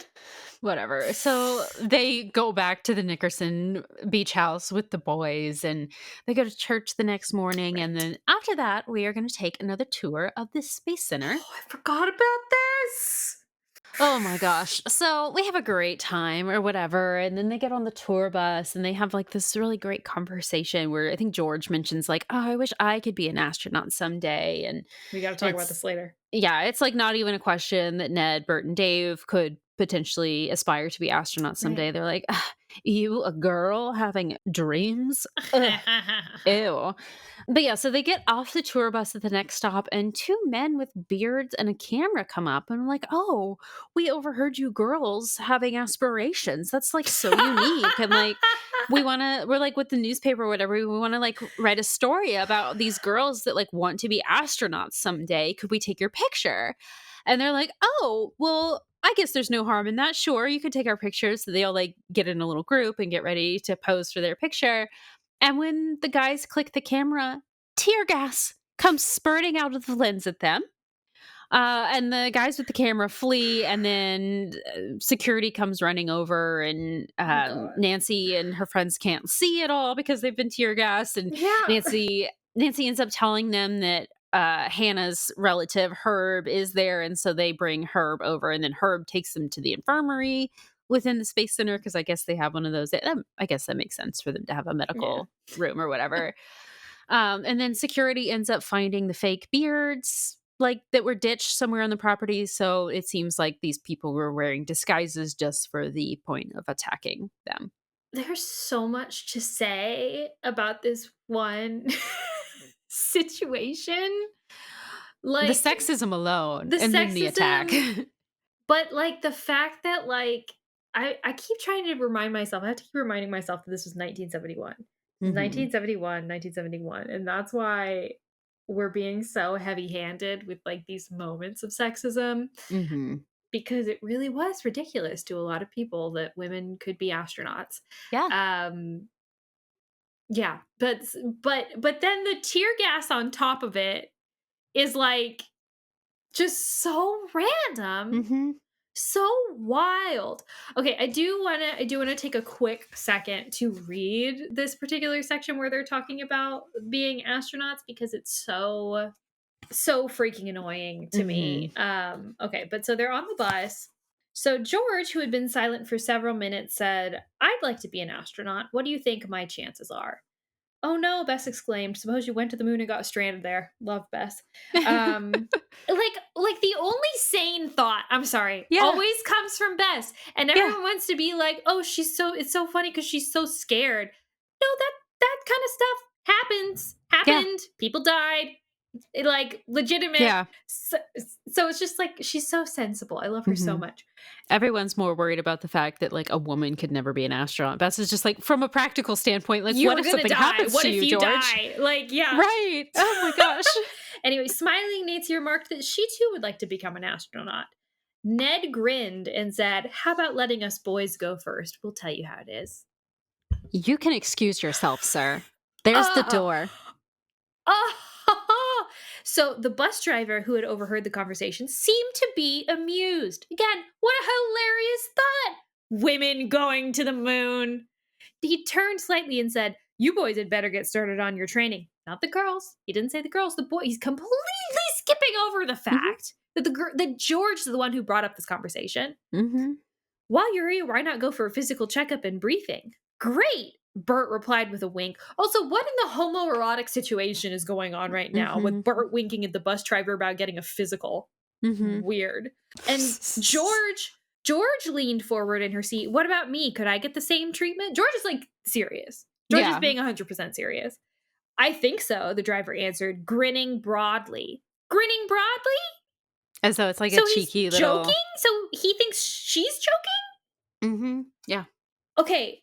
The others looked at Nancy. "How about you?" Ned asked. "Perhaps," she replied, knowing they were kidding. Knowing they were kidding. So they're just placating them by having this conversation. "I'm sorry, Ned, Bert, and Dave. You guys think you can be astronauts? What exactly is so special about you? Do you know anything about rocket science? Are you incredibly in shape? I doubt it. I doubt it." They're not even that interested in it. It's not like it's their idea. We do know Ned is a football player, so I'm sure he actually course. did shape. But anyway, but I'm just So are saying. Bert and Dave. I'm just saying. Whatever. It just pisses me off, man. It's pisses not me even off. their idea. No. It's like, oh, you can't do it, George, but we could. So we're going to take over. George is also incredibly athletic, very smart. I mean, not necessarily in the mystery stories, but like in all of the rest of them, George is incredibly technologically smart. She's very intelligent. She could totally be an astronaut. This makes me so mad. Oh, she's more likely to be an astronaut than any of those a-holes. Okay, anyway. It's a really disappointing scene. Yeah. Anyway, so they get tear gassed. And they go back to the Nickerson home and they rest. And the next day they go to the museum because it's time to see who's going to show up after the personal ad that Nancy put in the paper. So they go to this Real 8 museum and they hide. And then they see show up Anton Rossardo, Mr. Scarlet, Max Ivinson, and then someone who looks like he could be Mr. Thornton, the owner of the moss-covered mansion's son. So literally every single person that we thought was suspicious is in fact involved in this. Go figure. And so this group of men like talk amongst themselves, and obviously they soon realize that none of them put this ad in the paper, and so that this must be some kind of setup. And so they all leave. Nancy manages to get all their license plates, though. Hey. And she sends Ned and Bert to tail the car that Ivinson gets in, I guess because she thinks he's like the most important suspect, whatever. And Nancy also gives Carson a call and tells him about who she saw and, gives him the plate numbers for him to give over to the police. But now because like Ned and Bert have taken their car, they don't have like anything to do, so they just go through the museum. And this is actually a really interesting scene. Of course, we have to get our edutainment. Sorry. We have to get our really appreciated edutainment this. in there. Yes, I know. They have a nice talk about like the Spanish kind of their enslavement of the Aztec people and like the whole history of the Spanish in the southern part of North America. And they talk about, how the Spanish were clearly the aggressors and like not good people. And so that was nice. But then, they also buy at the gift shop some real pieces of Aztec gold, likely. So, we're so close. We're so close to getting it. I really honestly didn't even expect a scene like this in this story. So it was a very refreshing change of pace from cultural appropriation parties and things like that to actually be like, oh, yeah, colonization was not great. Yes. It was not a good thing at the time, and we shouldn't think of it as a good thing. Yeah, Right. It was very, very different from anything I would have expected. It was great. Yeah, for real.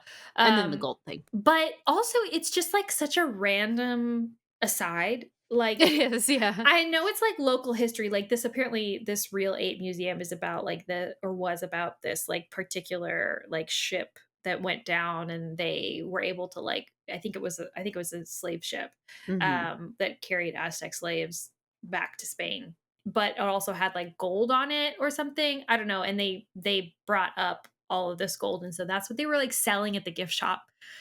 Whatever. Wild. That's kind of weird, but really weird. But yeah, interesting. I guess local history, but just also like this is not about and this mystery is about oranges at NASA. Like, why are we talking about Aztec gold?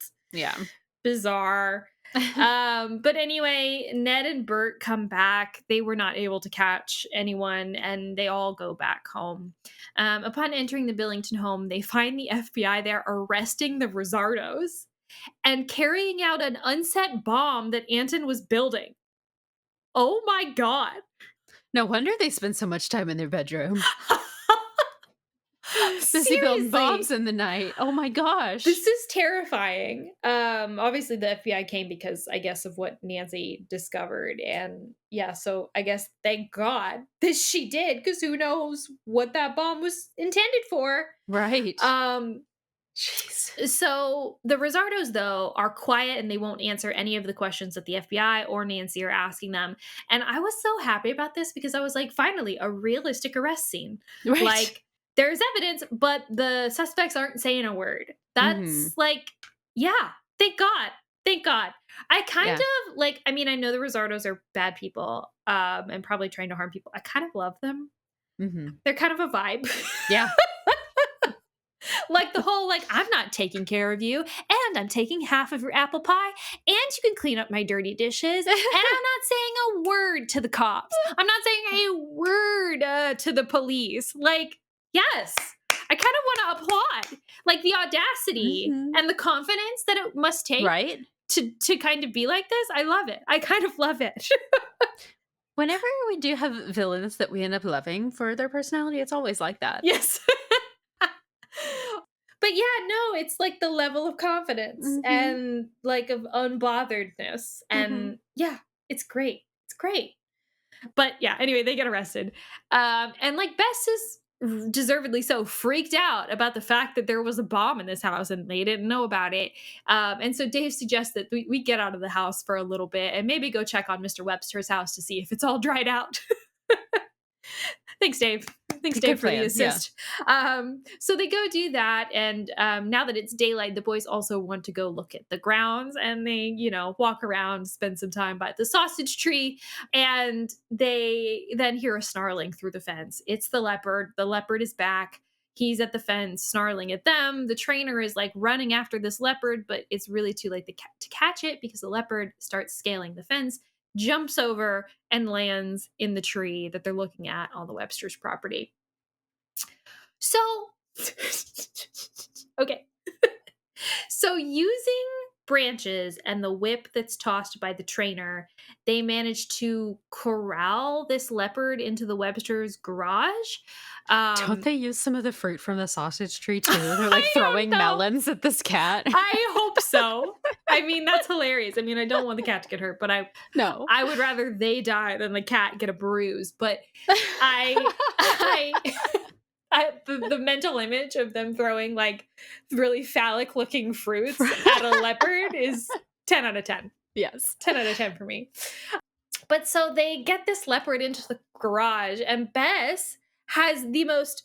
I love Bess. Okay, I know we say this all the time, but hashtag Team Bess because this is amazing. She like leaves and they all think that she's just run away because she's so scared or whatever. No, she's gone next door because she knows there's a vet that lives next door. She's gotten a tranquilizer from this vet and put it into a piece of meat so that they can give it to the leopard so that they can safely get the leopard back to the trainer.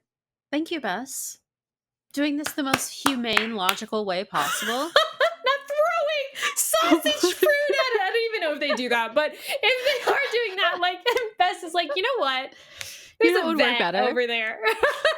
Rather than that whip, what if we got medication? She's so smart. She's so smart, and nobody gives her enough credit. Okay. I know. So they feed this to the leopard. The leopard gets knocked out and snoozes, and the trainer like starts to come over, and Nancy has the bright idea that this is their chance. No. This is their chance to sneak into the moss-covered mansion to see what's behind that steel door. So the trainer goes into his van, and while he comes around, she and Ned kind of leave so that he doesn't see them.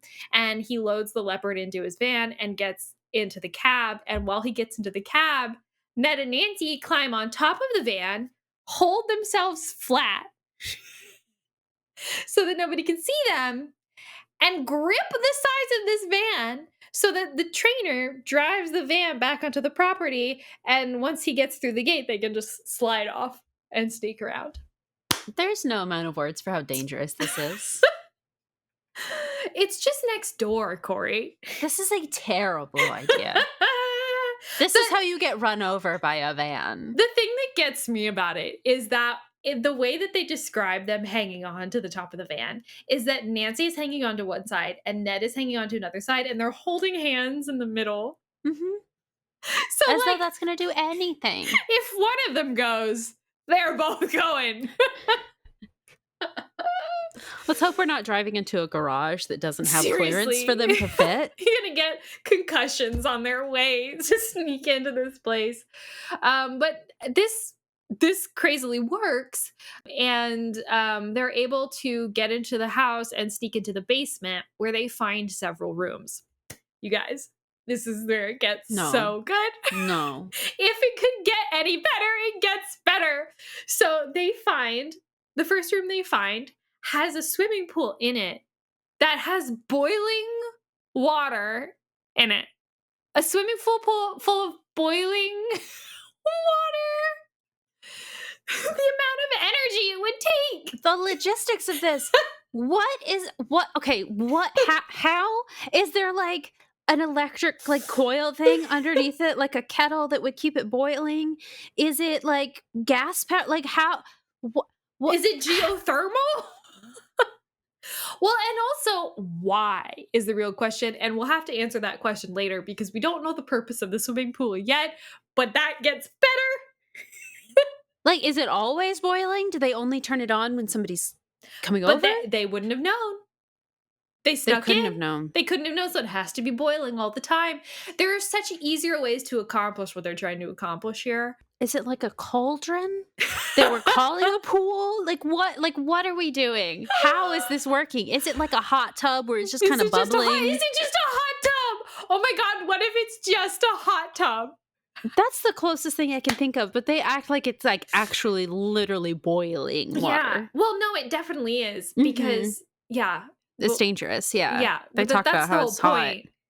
So anyway, okay. So, so then the second room they find is the room that's behind the metal door. Turns out to be some kind of lab. And inside is this machine that Ned identifies as being a powerful transmitting device, sometimes called a beamer. Yeah, sure. I don't know. Okay. I don't know what Ned. this is. Okay. And Ned says that it must obviously be intended to disrupt the moon rocket takeoff happening in a couple of days. Somehow, I think the implication is that they think this beamer is going to cause the rocket to explode from in the basement of this house really far away. That was my understanding, that they're trying to blow up the rocket. From a basement. Yes. With a transmitter transmitting what? Well, don't forget there's a telescope too. Okay. Listen, I will admit, okay? I will admit I'm not a science person. You know, I'm not good at physics or any of that stuff.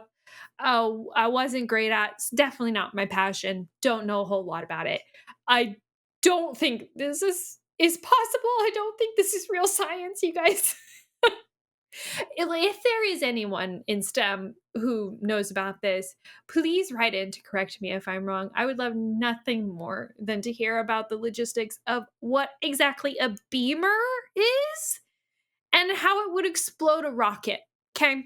I don't know if I want to know, you know? Like, any explanation that you could give would go over my head anyway, you know? It'll just sully the joy of the mystery.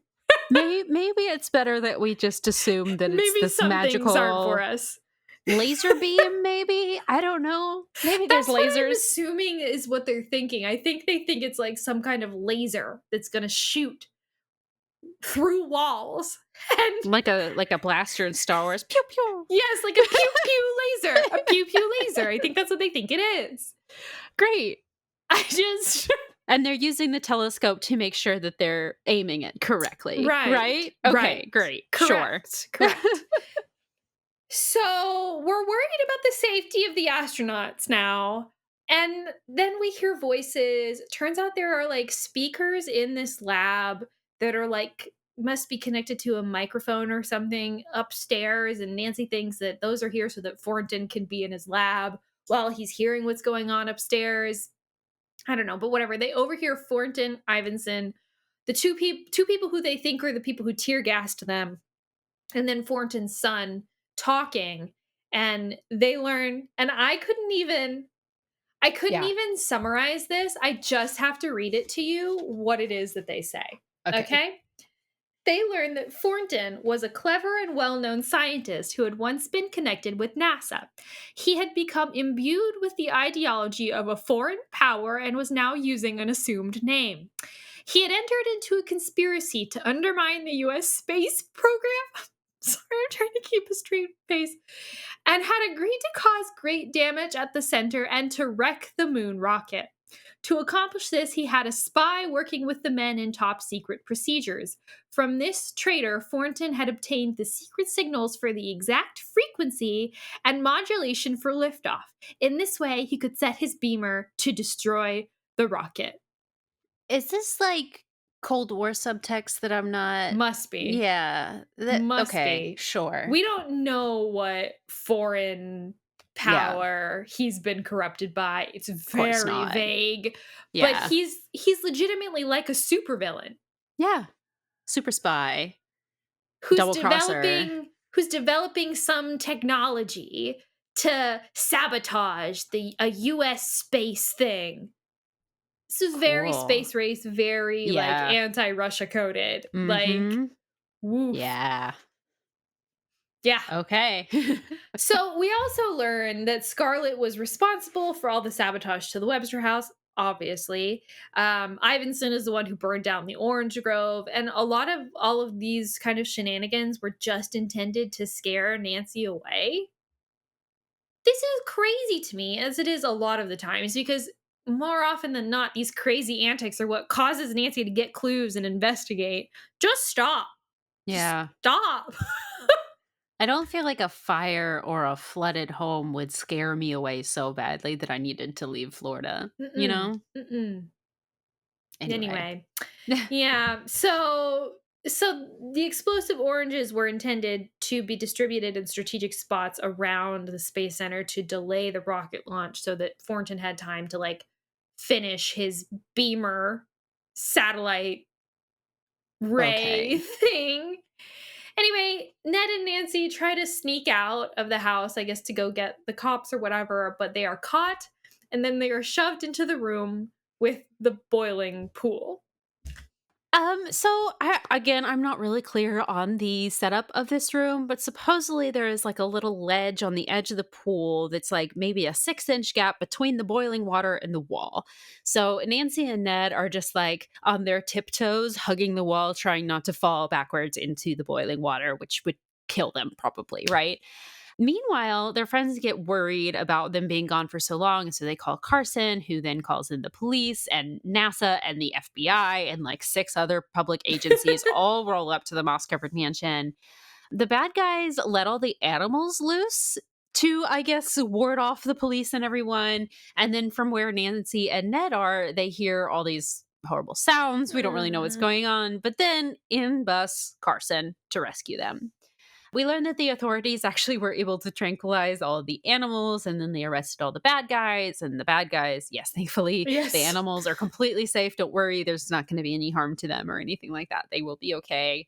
But then our bad guys do confess to everything, except Thornton is missing. He ran off and locked himself inside of his laboratory. And this is very concerning, obviously, because he's now locked in there with the beamer and could just go ahead and use it during the rocket launch. But there's really nothing that we can do to stop him. Break down the door, maybe. Yeah. You have you probably have a SWAT team here. Just break down the door. But whatever. So we can't do anything, so we leave. And then, nothing. We just flash forward a few days and they still haven't heard anything about Thornton. And the rocket launch is still scheduled to happen. And so they're just going to go and just hope for the best and hope that they can maybe still have a successful launch with the concern about the beamer still being there. So they go, they're all ready to watch and they hold their breaths and the launch goes and the rocket is fine and everyone is safe. And they call home and Carson says yeah, Thornton gave himself up. And he confessed and that's it. And so they were able to stop the beamer and then they knew, I guess the NASA knew with 5 minutes to spare that the beamer was gone or whatever. And so they were able to proceed with the rocket launch on time. And that's it. The end. That's a dumb ending, right? It We is, have yeah. a literal, you've given us the climax. You've given us the climax of the book where Nancy and Ed are hanging on to this ledge and they're sweating over this boiling hot pool and we hear all these sounds and then the people get arrested. Everything happens and then Thornton's just gone. Why would you not just have him get arrested And then we can flash forward to, the happy moon rocket launch as our wrap up. Why are we get this let down where we don't catch him? That's not building us any more suspense. We're literally 2 pages from the end of the book. Yeah. Just end it. Just end it. We literally don't even couch Fortin until the second to last paragraph. Why? That's it. And then Carson's like, "You did it, Nancy." No, she didn't. Whatever FBI agent that was stationed outside of that door did it. Yeah. Oh my gosh. Whatever hostage negotiator that they had trying to talk to that guy through the microphone in the living room did it.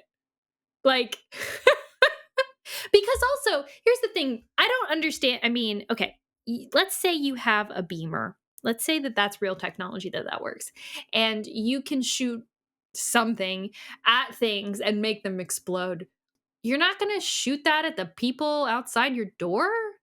Maybe that's too dangerous. I don't know. There's too many plot holes in this. I just can't get over the fact that this guy was a legitimate supervillain and we catch him in the most anticlimactic way ever. We don't even get a supervillain speech from this guy. This guy had wild animals roaming the property for no reason. No reason except for maybe the fact that he liked to look at them. We're still unclear on that fact. It's to scare people away. Oh, okay. That makes sense. Yeah. He has a boiling swimming pool in his basement, literally intended specifically for people who are snooping around. He says that whenever Ned and Nancy get caught. That they just throw them in the pool. They don't, though. See, this is the thing. It's not just a boiling swimming pool. It's a boiling swimming pool with a 6-inch ledge around it. So you're not even killing them. You're just holding them in there where they're probably going to be uncomfortable for a while. Maybe their legs will give out after, a couple days, and they'll fall into the pool, and then what? Drown? Boil to death? What happens? That's gruesome. I don't like that. No. And it's you could just kill them. You could just shoot them. You could electrocute them. There are so many other faster ways to Throw murder them to the someone. Jaguar. I understand that maybe this is some kind of psychological kind of torture, and that maybe there are some purposes for that, but that's not what they want to do to Ned and Nancy. They just want to get rid of them. Yeah. So why don't they just kill them? Or put them into a more threatening situation. You've built a whole room dedicated to this with such an ineffective way to murder someone.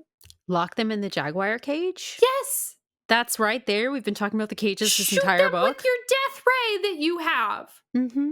That would be exciting. And so the thing is that we have this whole buildup, such an extreme build. This is literally an Austin Powers, James Bond level supervillain kind of guy. We don't even get a satisfying villain speech at the end of it. No, I could have done it too if it weren't for you meddling kids. Speech, he disappears, and then off screen, it's just magically resolved. We don't even hear what he says to the FBI people. We don't hear is the beamer not working. We don't hear what happens. He just gives up. He gives himself up. It's not even they come in and bust the door down or something and are able to wrangle him. No. So as much as I appreciate the hilarity of everything that just happened, what an anticlimactic ending. Yeah. Yeah. Anyway. Oh my gosh. Yeah. So let's talk about the sausage tree. Oh my gosh, yes. Because I just want to read a little bit of it. So they're on the grounds. Mrs. Nickerson saying how they have unusual trees. They look at the trees. Finally, they came to the sausage tree. It was about 30 feet tall, with a profusion of leaves. From the branches hung greenish, sausage-shaped fruit that resembled rough, textured melons. They were nearly 6 inches wide and 12 inches long. George felt one. Wow, this would make a real swinging weapon. The others laughed. Mrs. Nickerson said that the fruit was not edible, and the pollen was carried in the spring from one flower to another by bats. Yeah, those are quite a interesting looking. I just Googled it. That's show me. You guys Google sausage tree. Google sausage tree. That's exactly how they describe it. Yep. It looks like a Yeah. I don't know if On I a can say string. this in the podcast. It looks like a Maybe you can bleep it when I say That's not a bad word. Oh my god. The color is what's getting to me. It looks like a fleshy white man's. It's very flesh colored. Oh, And look at the girth on this one. I can't. The innuendo in these past mystery stories, this section that we've been doing, is so real. I just can't get over George picking one up. George felt one. Wow, this would make a real swinging weapon. So she's like,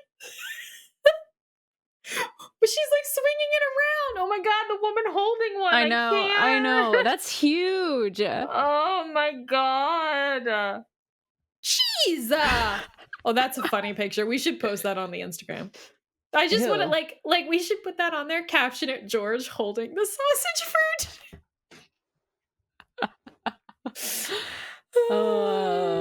Okay, so let me see. I want to see if they do actually throw sausage fruit. I think they call them like melons when they say it, but it is the fruit from the sausage tree. They are the sausage tree. The jaguar jumps into the sausage tree, or sorry, leopard jumps into the sausage tree. It crashes to the ground together with several of the hard 12-inch melons. In the meantime, Bert and Dave had each grabbed a broken branch with the heavy sausage-shaped fruit and were ready to ward off the animal should it attack.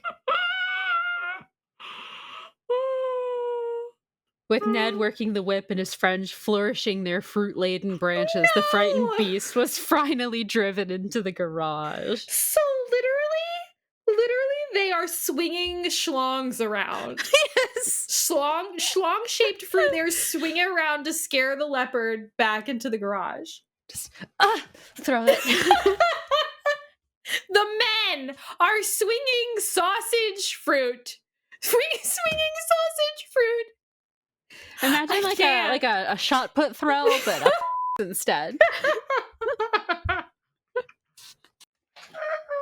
You guys, this isn't real. This isn't real. The boys waved their branch clubs in the air. By now, the leopard was thoroughly confused. I would be too. I'm confused too.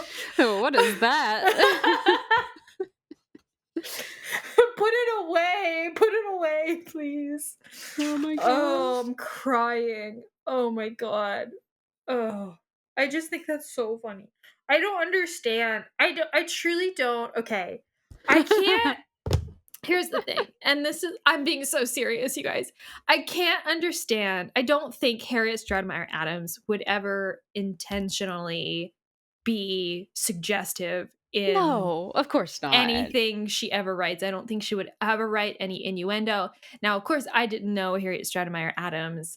I never met her. I don't know what she was really like, so I can't say that for sure. But just based off of everything I've heard about her, I can't imagine that being the case. But I also can't imagine that you read this book, hear these things about the sausage tree, and think anything else except they're joking about penises in this. Mm-hmm. Sorry, Harriet, but how did you not catch the double entendre that you wrote? Swinging their sausage trees around? Talking about the length and the girth of them. And George holding them and saying, wow, you could really make a weapon out of one of these things. Like, I can't. I can't imagine anything else. So, yeah. Excellent. I think the only other thing I kind of want to talk about is Hannah. Oh, yeah. And I'm so happy that she's in this one. She's like a main character in this. Like, she's always bringing stuff up. She's thoroughly involved in the mystery. Mm-hmm. And I love kind of the fact that, like, we get to see a little bit more of, like, Hannah's character, I think, in this than we normally do. A lot of times she's just in it very shortly, and usually it's usually just an opportunity to worry about Nancy and, like, kind of heighten the stakes for Nancy, make the situation seem more extreme for her. Mm-hmm. But in this one, we kind of get to see Hannah get frustrated with the Rosardos. Yeah. And the fact that, like, the Rosardos aren't, like, pulling their weight, and Hannah has to like caretake for them. Like, she's frustrated about it. Mm-hmm. I kind of love that. And then also Hannah in this book has her relative, Herb, who's working Mhm. at NASA. And I just think that's so interesting. Like, we don't know a whole lot about Hannah's family. But also, I want to say too that the girls like tease her a little bit about Mhm. Herb calling her. Mhm. And like in like a flirty way, like, "Ooh, Herb's calling you. Like, are you guys gonna go on a date or whatever?" And No, it's her nephew. What are you isn't talking it about, like, George? yes, I'm like, are they cousins or something? Like, They're definitely what? related. I don't remember what exactly the relation is, Yeah, but like, it was creepy. ew. But like, but yeah, like Hannah has like a legitimate role and a legitimate Mhm. like character in this, which I love. I feel like we don't get that It's a so lot. nice. It's a long Mhm. time coming for sure. I'm sure there's other instances before book 18 in the Mhm. series, but still, it's finally a good amount of Hannah time. Yeah. And I do feel like we're not quite there yet. I want to see Hannah involved in the mystery a little bit more. But she was reading the personal ads, you know? There Mhm. was some involvement, but I want to see her out on a case. Yeah, I want to see that's her true. doing a stakeout or something or Yeah, helping Nancy in a sticky situation, you know? that'd be Um great. but but I was satisfied with that. Mhm. Yeah. We also mentioned Aunt Eloise very, very briefly. Nancy gets her something at the gift shop at the museum Right, or something. right, I was right, like, right. I'm gonna send this to her. It's nice. Mhm. Yeah. Yeah, she's picking out gifts and she picked one out for Aunt Annalise and for Mhm. Hannah. Yeah. Yeah. Yeah, her mom's. But that's what we need is a book where it's like Aunt Eloise, Aunt Hannah both get to tag Oh along. my god. Now I need a fan fiction or something of just Aunt Eloise and Hannah solving mysteries together, Oh, where Hannah plays a bit like the best character and Aunt Eloise is like the Nancy Drew character. oh my gosh. I love it. Isn't that great? We need our prequel series, honestly, about like young Carson, just out of law school, just met Kate. Hannah's also there. And then little sister or big sister, we don't know, actually, Mhm. Aunt Eloise. Mhm. And just what she's up to the whole time. Side Solving character. mysteries Yeah. together. Yeah. That's so nice. It could be so good, you guys. It could be so good.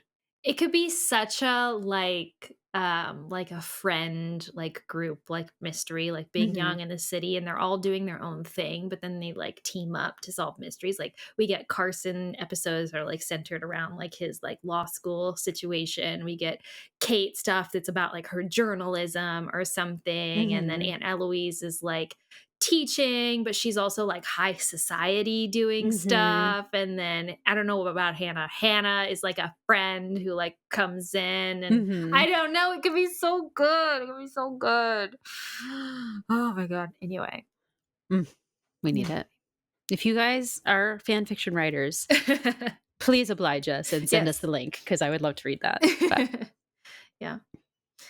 I don't think I have anything else. I mean, we could talk a little bit about the class situation between the Rosardos and the Drews, but I feel like we already mostly covered it. yeah, it's really just It's the bitterness about the distribution of right, work, I right. think. Yeah. Yeah, and how I think the Rosardos are pretty justified in how they're feeling. For most of it, yeah. Yeah. Yeah, definitely. So, yeah. Setting the Anyways. fire. Oh no, they didn't even set the fire themselves, but they did build a bomb in their bedroom. So You know. I don't love that part, but Yeah. otherwise, I get it. I I get it. get it. Yeah. Yeah. Mm. Oh well. So we want to talk about the original text? Yes, please Oh my tell me, gosh, there's Kori. so many things that I have to tell you. Okay, I actually ended up writing a very brief summary because there's Oh. so much to it. Obviously, the original texts are a little bit longer, so there's a lot that I left out of this. Again, hopefully, maybe eventually someday we'll come back and actually do a real read through and summary of it. So hopefully, I haven't like spoiled too much of it here. But yes, let's talk about everything that happens here. Okay, so we start off the book. Bess is missing.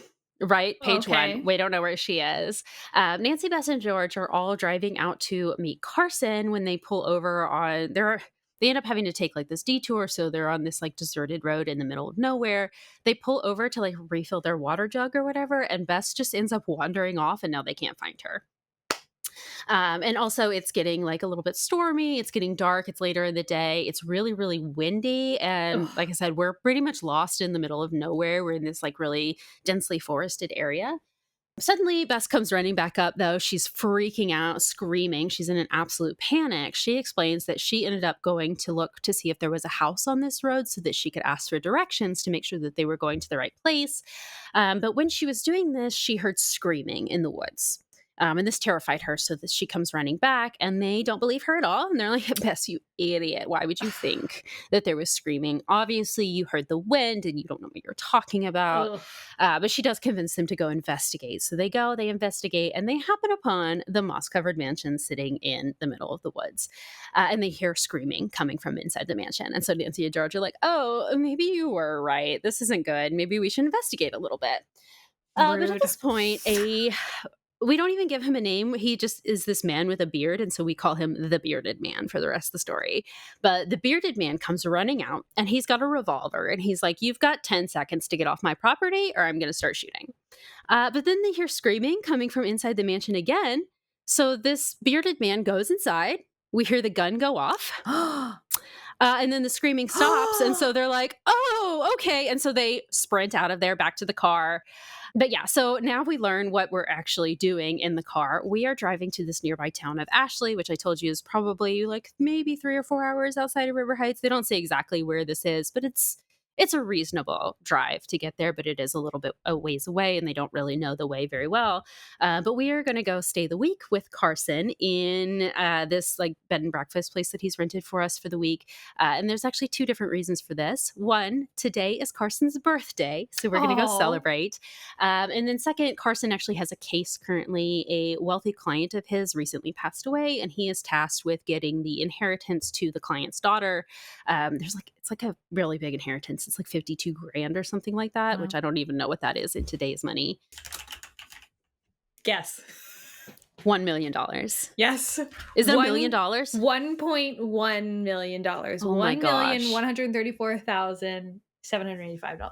Oh my gosh. So yeah, really wealthy family. And the mom recently passed away, and the daughter's name is June. And the family was originally from this town of Ashley. So that's why we're going here. We're hoping that we can track down June in the town of Ashley. So we end up arriving at our little bed and breakfast or whatever, and we have a little birthday party for Carson that night. Nancy actually, there is this like renowned painter that has recently moved to River Heights, and Nancy contracted him to do an oil painting of herself for Carson's birthday. And so that's the present. She presents him with this oil painting. He loves it so much. He starts crying. He's so moved by this. He's absolutely obsessed. But the painter will be important later. So that's why I mentioned that there is a painter that has recently moved to River Heights. But we also learn more about this moss-covered mansion. Apparently, it's been abandoned for a while, and it and the surrounding woods are all haunted because the family that used to live there all died of a strange disease, like one by one. And now nobody's brave enough to live there. Everybody's too afraid that they'll end up getting sick if they move in. So it's just been sitting abandoned since this family died, like however many years ago. Already, this is such a more interesting story. Mm-hmm. Yeah, so much better. Well, and of course, there's some racism because all of the servants at the bed and breakfast are not white people. And so we have to look down upon them at that. And, so it's gross. But anyway, so Nancy tells Carson about the gun incident at the moss-covered mansion. And he's like, well, we're going to go back there the next morning. And so they do. When they get there, they hear gunshots again. And a servant actually comes running out. It's a different guy than the bearded man from yesterday. And the servant comes out and says, this place is really dangerous. You need to go now. And they won't leave. So he ends up sicking a dog on them just to force them to get off the property. Gosh. Yeah. So then we go back to the B&B and we discover that Ned has arrived for a visit, and he starts saying I had a really difficult drive here. There was that weird detour and I ended up getting lost. And then I stopped for gas at this gas station, and people at the gas station were telling me that a man was shot in the woods. So there's been a murder. Wow. Yeah. So the area of the woods just in front of the mansion, on that road that they drove past yesterday, I think it was yesterday, this man was shot, and we get a description of him, and it sounds a lot like the servant guy that we saw that warned us away. And so Nancy, thinking that it's the servant guy, she decides to do a little bit more investigating, and we learn that some people who were nearby tried to carry the man to a hospital, but he ended up dying en route, so they just took his body to the family or whatever. Oh my gosh. I know, this it's is so exciting, right? drama. Nancy could not care less about the murder, by the way. we don't try to look into this at all. We're too concerned about June, the missing daughter, for the inheritance or whatever. Weird. So we go back to the B&B, and this man named Ramo comes in, and he's like, hey, some people that like were there yesterday told me that they saw a car with this license plate driving away from the scene at about the time that the shooting happened. And I just saw the car in the parking lot. Is like, does the car belong to anyone here? And Nancy's like, well, that's my car. We were there yesterday. And he's like, well, you must have seen something. The man that was shot was my brother. Please just tell me what you know. Did you see anyone? Did you see anything? And I mean, they heard something. yeah, they heard, Yeah. you heard gunshots. But Nancy and Carson are like, no, we don't know anything. Yeah. And it's worth noting that Ramo, we don't know for sure, but we describe him as looking like he could be of Romani traveler descent. Gotcha. And this in and of itself is enough for Nancy to think that this man is a criminal. Right. So we get really racist really quickly. And to be fair, Ramo does get a little bit hostile when Nancy and Carson are like, no, we don't know anything. He's like, please just tell me. And he Because just his like, brother died. I mean, honestly, like this has to be, if you're thinking about it, top 5 worst days of this guy's life easily. Like, he's having a rough day. I'm sorry that he got a little rude with you trying to figure out what happened to his dead brother. Well, I mean, also, like, you think about it from his perspective. If your car was seen driving away from the scene where his brother was shot, I'm sure he thinks, like, you could have had something to do with it. Right. But he's kind of nice. He's like, just tell me if you saw anything. He's not accusing her. Especially if you're being evasive and you're like, oh no, we don't know anything. You'd be like, okay, well, either you were there and you did see something, or you're lying to me right now and you shot him. Like, so let's go get the police involved, right? Yeah. But no, his skin color is enough to think like, this man, his hostile attitude and the way he looks, obviously he's a criminal. We don't think that anything has been done, right? We don't think that he's the shooter or anything. We just think that, oh, he must be up to something. Crazy. And that's enough for us to like start to think that he's like a criminal or something.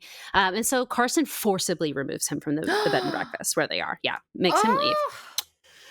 But anyway, so we move on with the story. Some other things happen. Carson is able to track down not June, but her former nanny and her childhood best friend. But they both say that June moved out of Ashley about 10 years ago, and they haven't heard from her in like 5 years. So they haven't seen her in a long time. And the most recent letter they got from her was years ago. And she said in the letter that she was about to get married and move away.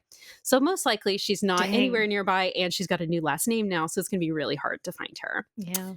But then a few days later, Carson just receives a letter from June and is like, hey, I was in a weird accident. I've been in a hospital. I didn't know that anything was going on with my mom, but I'm coming to town now and we can meet up for the inheritance or whatever. So lies.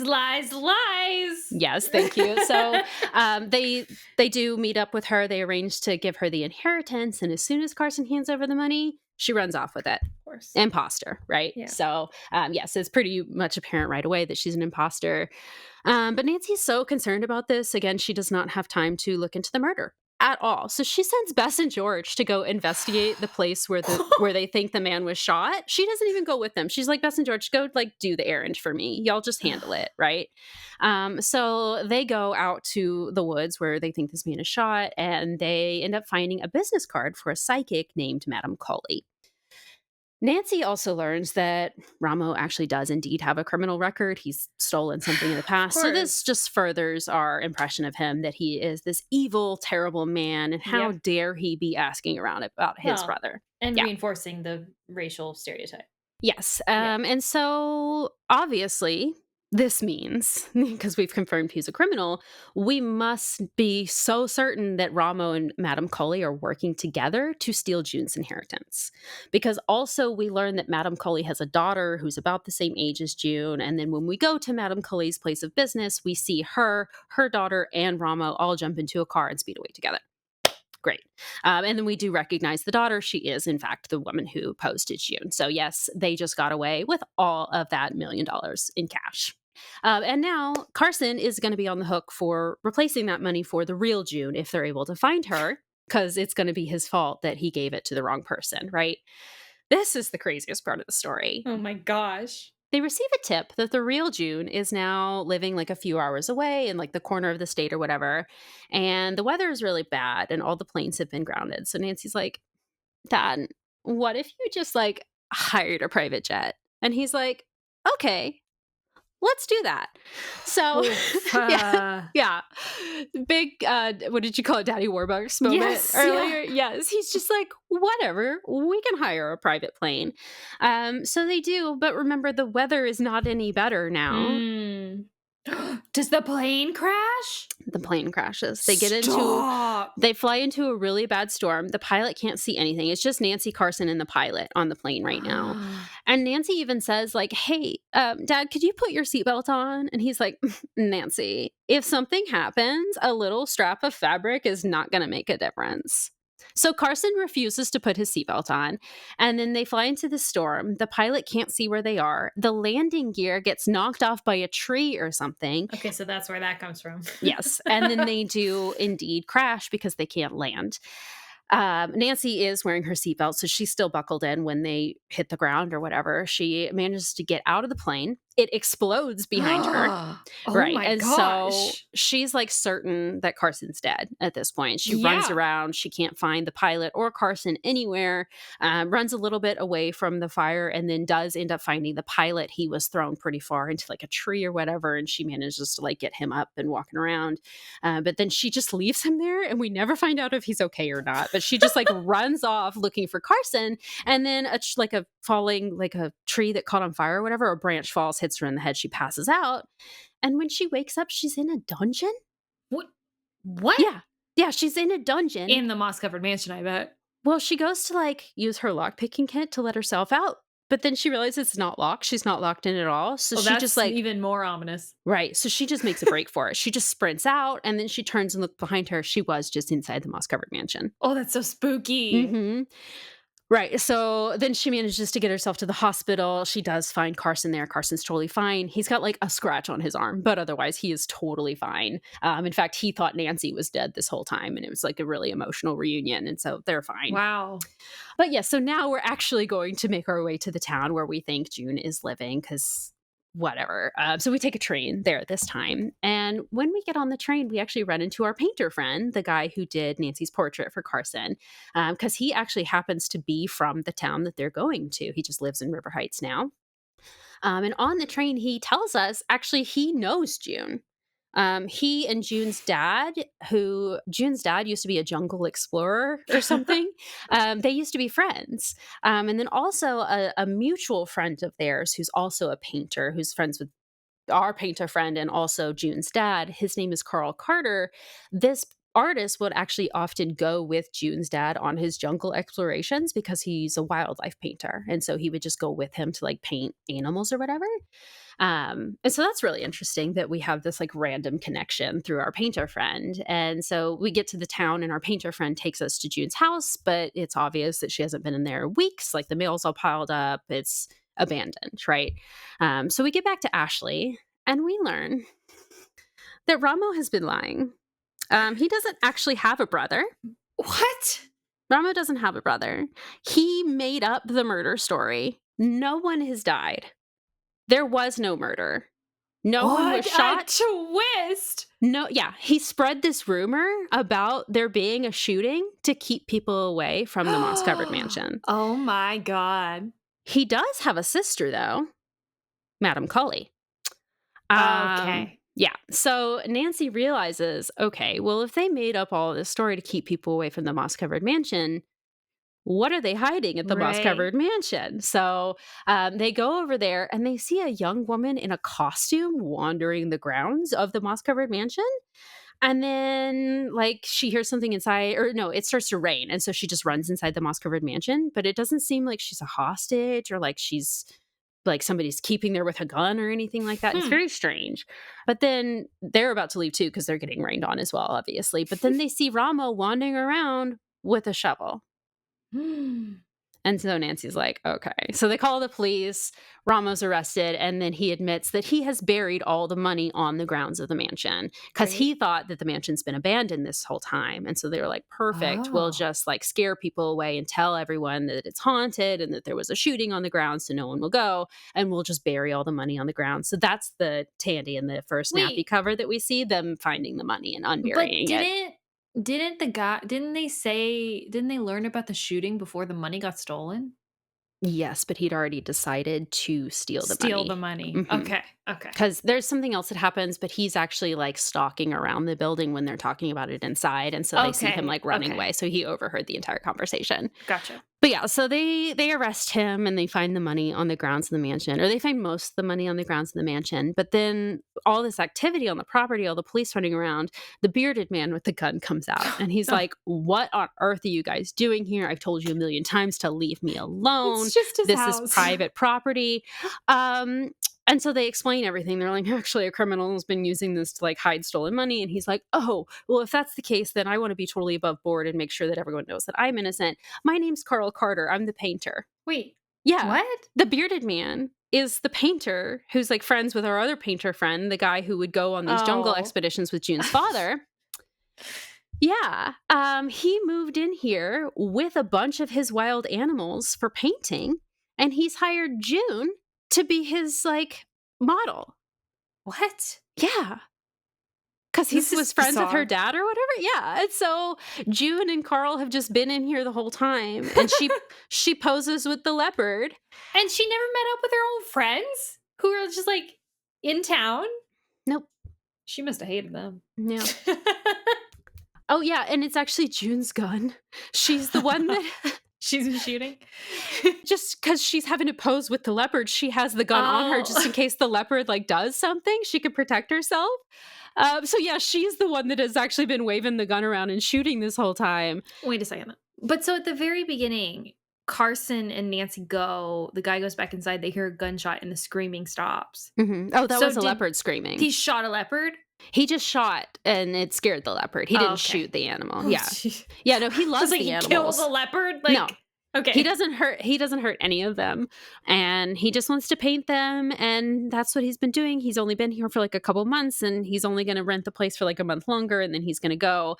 But basically, he's such a famous painter that everyone keeps bothering him, and so that's why he rented the mansion in the woods so that everyone would stay away.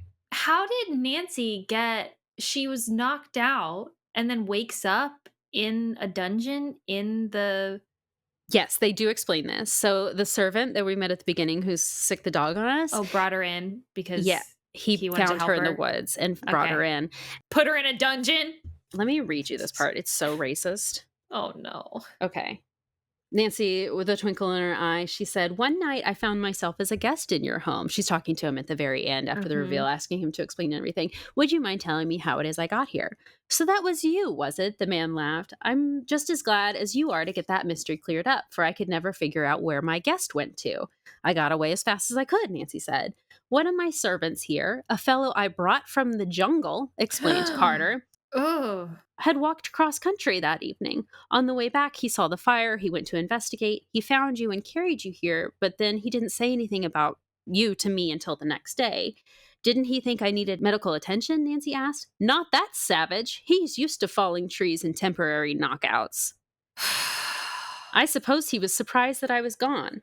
Probably he wouldn't have even told me you were here, but I found a scarf in the room that June didn't recognize, and so then he was forced to explain the story. Oh, his name is Bongo. We call him Old Bongo. Great. Ugh.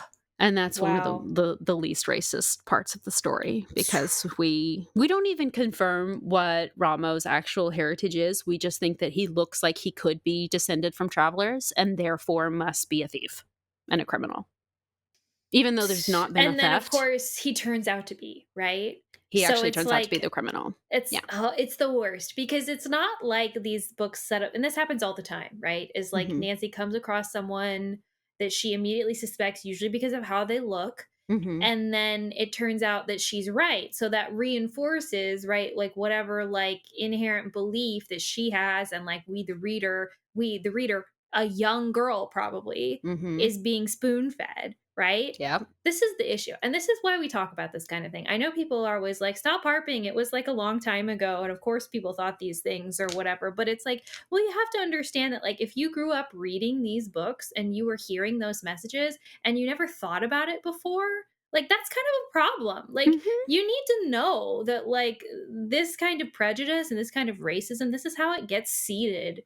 And how it continues is like exposure to these kinds of beliefs about people. And so, yeah. You But internalize them. yes. And as a child, you probably don't have enough. You don't even Like, realize. you can't challenge it mentally. Yeah. Yeah. But anyway, so annoying.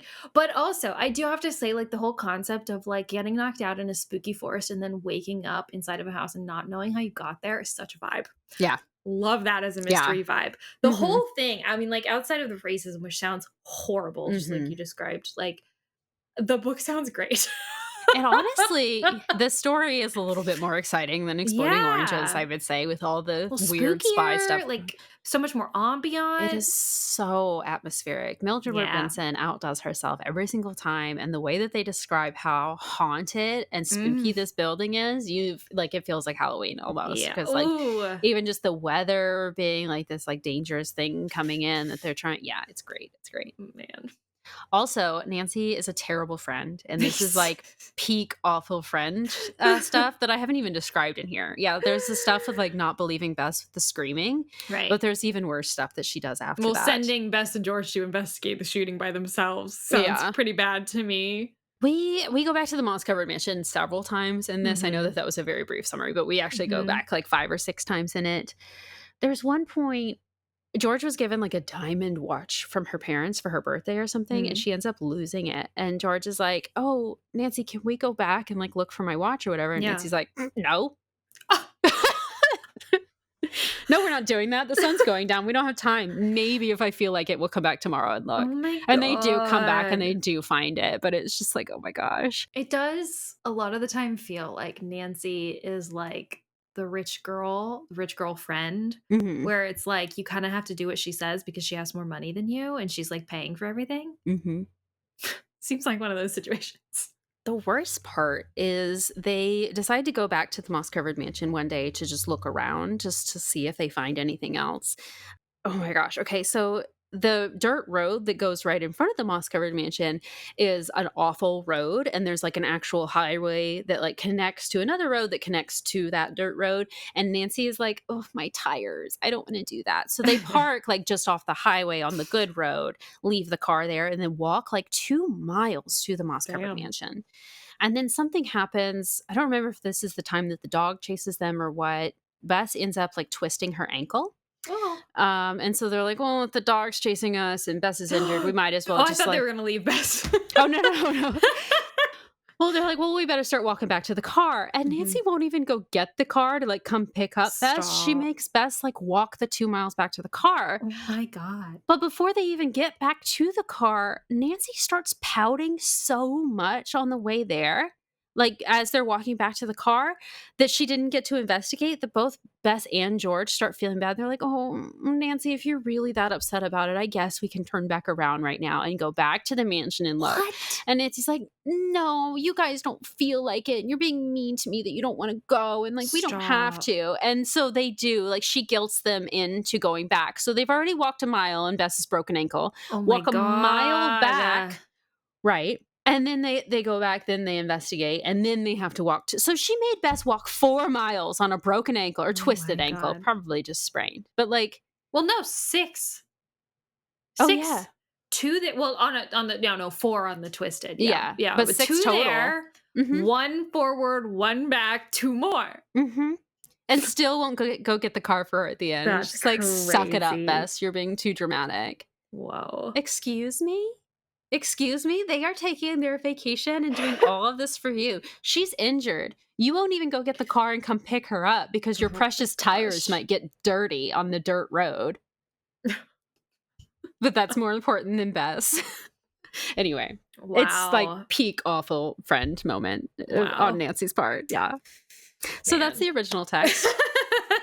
Let's definitely come back to it at some point because there's some other parts too that it's just like, oh my gosh. It's not even like crazy like the revised text is. It's just unhinged. It's just like deeply ridiculous, you know? I can sense that. Yeah. Can like understand now why the revised text is the way that it is. Because I can sense that same level of like, what? From the original text without even having read it. Yeah. And so much has changed. Like literally the only thing that's the same is like the landing gear on the plane and the animals keeping everyone away from the mansion. Yeah. Wow. Even the setting's different. Like, we still have a moss covered mansion, but it's not in Florida. Like, yeah, completely different. Wow. So wow. Okay. Flashlight score? Oh my gosh. Oh gosh. To do one for each. You can do one for each. They might both get a 3 from me. I don't know. Really? Original text always, I'm going to say this a million times, Mildred's writing is just so good. Yeah. The setting is phenomenal. Like if you want like, oh, what is this good haunted house mystery? This is a good place to start. But it's so racist. Yeah. It's so racist that it's uncomfortable to read. Yeah. So I think a 3 for both of them for me. What about you? Okay, so for the revised text, obviously I can't judge the original text, but for the revised text, I don't think it's good. Yeah, no. Like the mystery, like there's really not anything to it. It's like everybody bad that we run into turns out they were bad and they were the reason that we're there, right? Yeah. So, like, there really isn't anything to investigate. It's just kind of like things happen. But the things that happen are so crazy and so laugh out loud funny that I enjoyed every second of it. Yeah. So I want to give it like a 3.8. Okay. Just purely for my enjoyment. Like, and I feel like I've read worse books, you know? Of course. So it's like, yeah, the story wasn't great. The writing probably wasn't that great. Like, there could have been a lot more development. But I think that, like, if you actually chose to, like, develop the book and, like, make it into more of a spy thriller kind of a thing, could actually be really good. So I think that, like, even though it's not great, I really liked it. And I could see how it could be really good. Yeah. And so, like, 3.8 flashlights. It's better than Crocodile Island. Oh, leagues better. Better. Yeah. Yeah.